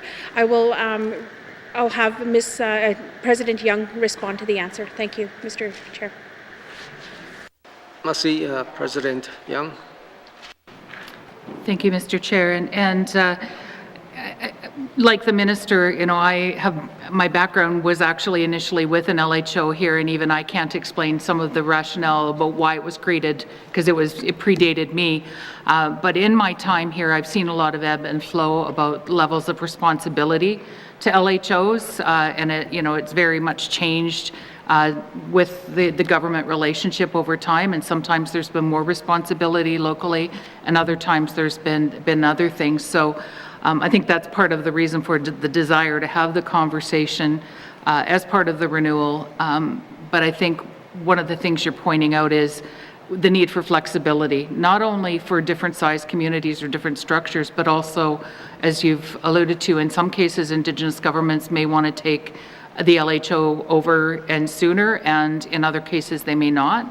And we've started to hear some of that conversation as part of our engagement on the renewal. So I think whatever we come up with as part of the renewal has to be able to be flexible enough to accommodate some of these different situations that are going to evolve over time and not lock us into one model that may not work. Thank you, Mr. Chair. Merci. Ms. Knockleby. Thank you, Mr. Chair, and I just, want to continue on with this conversation. I too find this all to be quite confusing and think that it definitely needs to not be a one-size-fits-all answer. Because for me, if an Indigenous organization is doing it, that's great. We're going to empower them and them to take care of their people. But in Yellowknife, I find it hard because I don't know how I can ask or intervene because it is a third-party entity, and it doesn't make sense here because we don't have an entity that's, an Indigenous or government that's specific to Yellowknife itself. So I also agree that some sort of change for maybe Yellowknife and efficiencies could be found, and then, yes, leave communities to come up with their own solutions for that. My question, though, is around the apprenticeship program here. I'm glad to see there's more money there, I'm so blind, between from the 2020 actuals to now, but I guess my question is, knowing that apprenticeship programs and such are a continuum and they, there's a 3-4 year type situation that goes on, how do we make sure that we're being efficient and not losing apprentices out of the system? We have a high turnover often of employment in the north, and I guess I worry that there would be employees that start an apprenticeship program, maybe with the Housing Corp or somewhere else, and then they can't move that to others, or can they? So are we ensuring that they're not just getting kind of these piecemeal parts of an apprenticeship program without actually getting to be apprentices? And I'm wondering what mechanism, getting to be journey people, and what mechanism is being used to kind of track that efficiency. I'm not sure if I really explained that well, but maybe the Minister, Deputy Minister can comment. Thank you.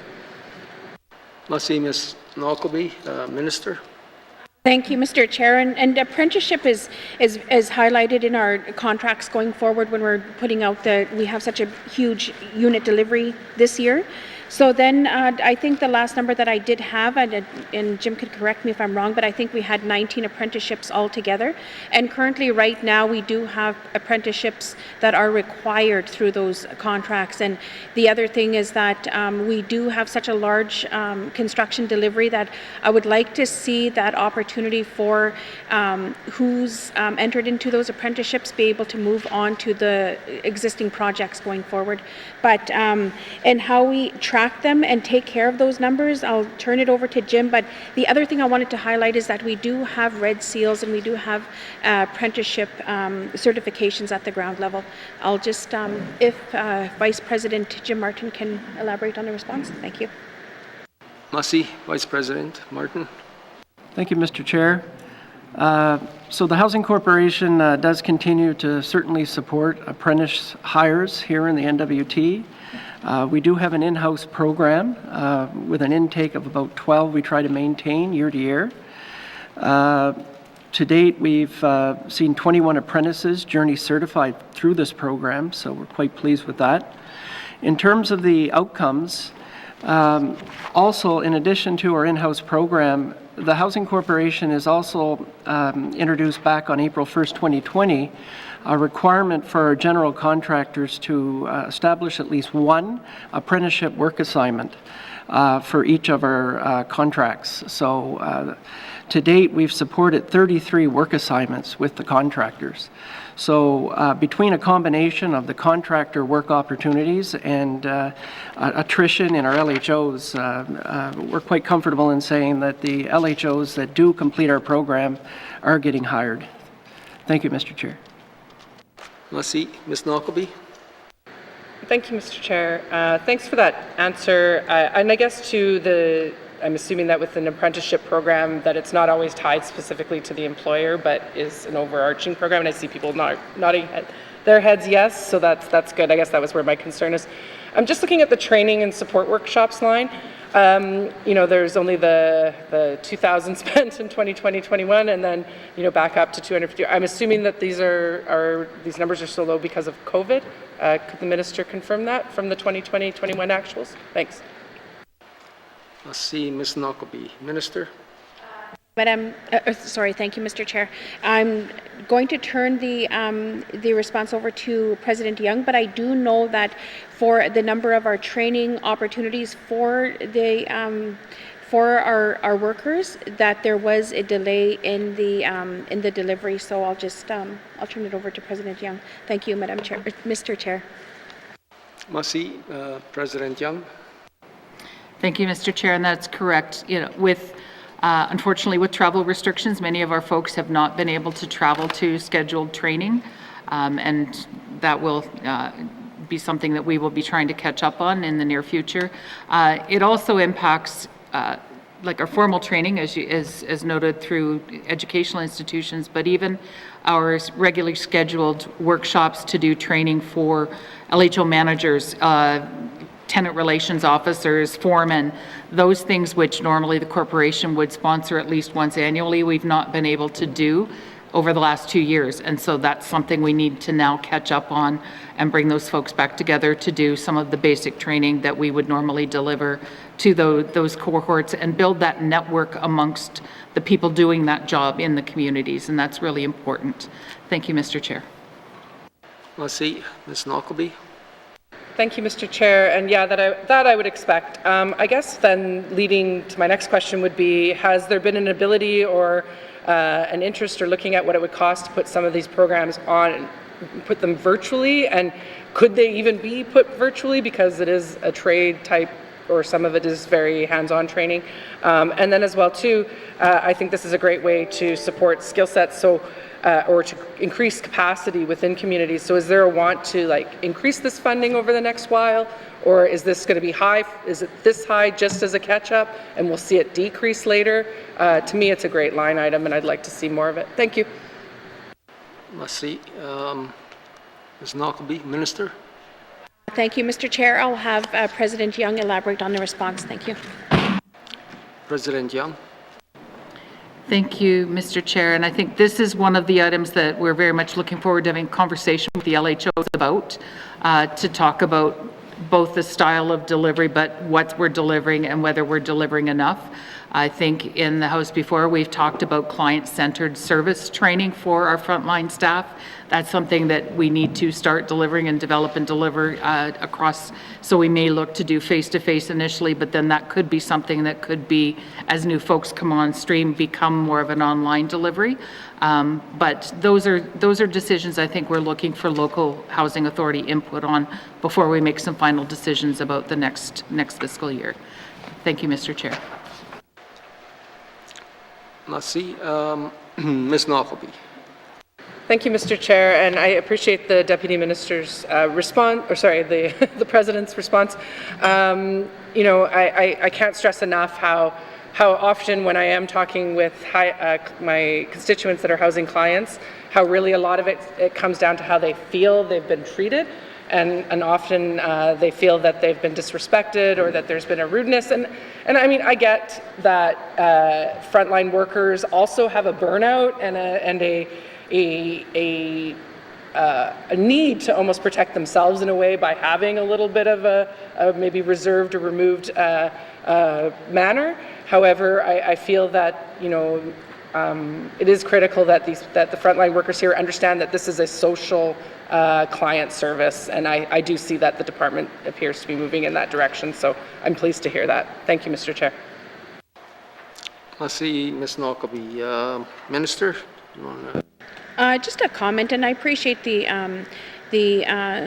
members' comments as well too, because training is something that I really want to be identified for our LHOs and to support them, whether it be from client service to the finance, and I'm kind of looking at a similar model to what MACA had provided for the senior SAOs. Senior administrative officers, and also the training that they did have for their boards and their councils there. So something similar, not identical, but my way of thinking is very similar to what MACA has already set up, and the School of Community Government as well too, and what they can offer. Thank you, Mr. Chair.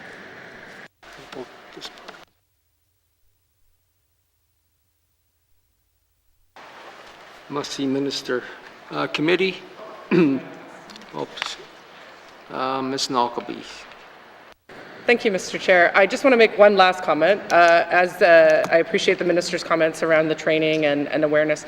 A new thing that I've recently had a constituent make me more aware of, where we're often talking about trauma-informed approaches to things, but I think we also need to have an FASD approach to our work, and it's going to be something that you're now going to start to hear me saying to a lot of the ministers on that side of the room, that just as much as we are affected by trauma in the North, we're affected by fetal alcohol syndrome as well. So I think that there's an aspect in that training that needs to be a part of that as well. Thank you. See Ms. Knockleby. Committee, we're got our hard stop. I've got a member from Frame Lake. What is the wish of committee? Thanks, Mr. Chair. I move that the chair rise and report progress. The motion is in order. The motion is non-debatable. All those in favor? All those opposed? Motion is carried. Will the Sergeant at Arms please escort the witnesses from the chamber?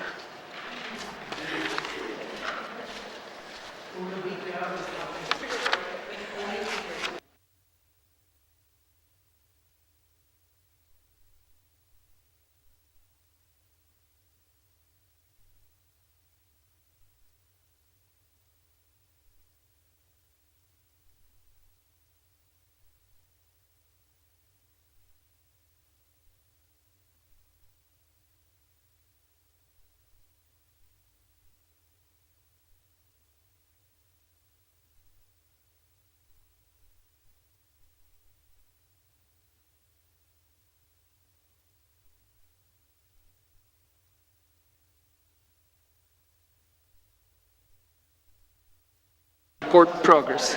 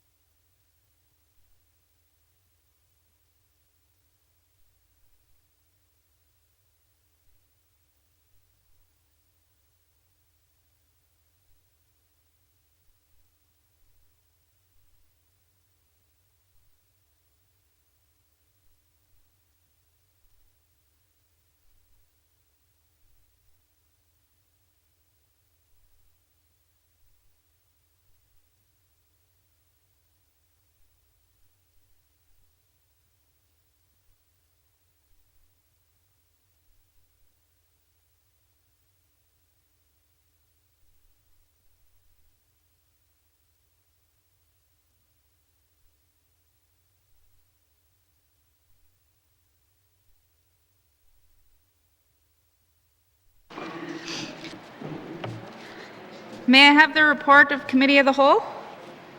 Member for Decho. Madam Speaker, the committee has been considering Bill 23, 29, and 38, and table document 561-19 brackets 2 2022-2023 main estimates, and would like to report progress with one motion. And Madam Speaker, I move that the report of the Committee of the Whole be concurred with. Merci. Thank you. There's a motion on the floor. Can I have a seconder? Member for N.W.T. All those in favor? Opposed? Motion carried. Thank you. Orders of the day. Mr. Clerk. Orders of the day for Friday, February 25th, 2022, 10 a.m.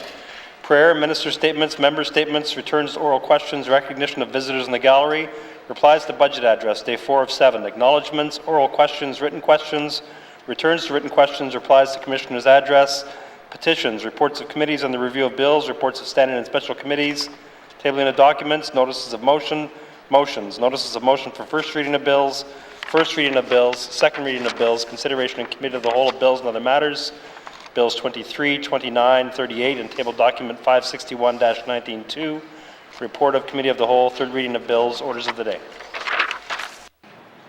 Thank you. This House stands adjourned until Friday, February 25th, 2022 at 10 a.m.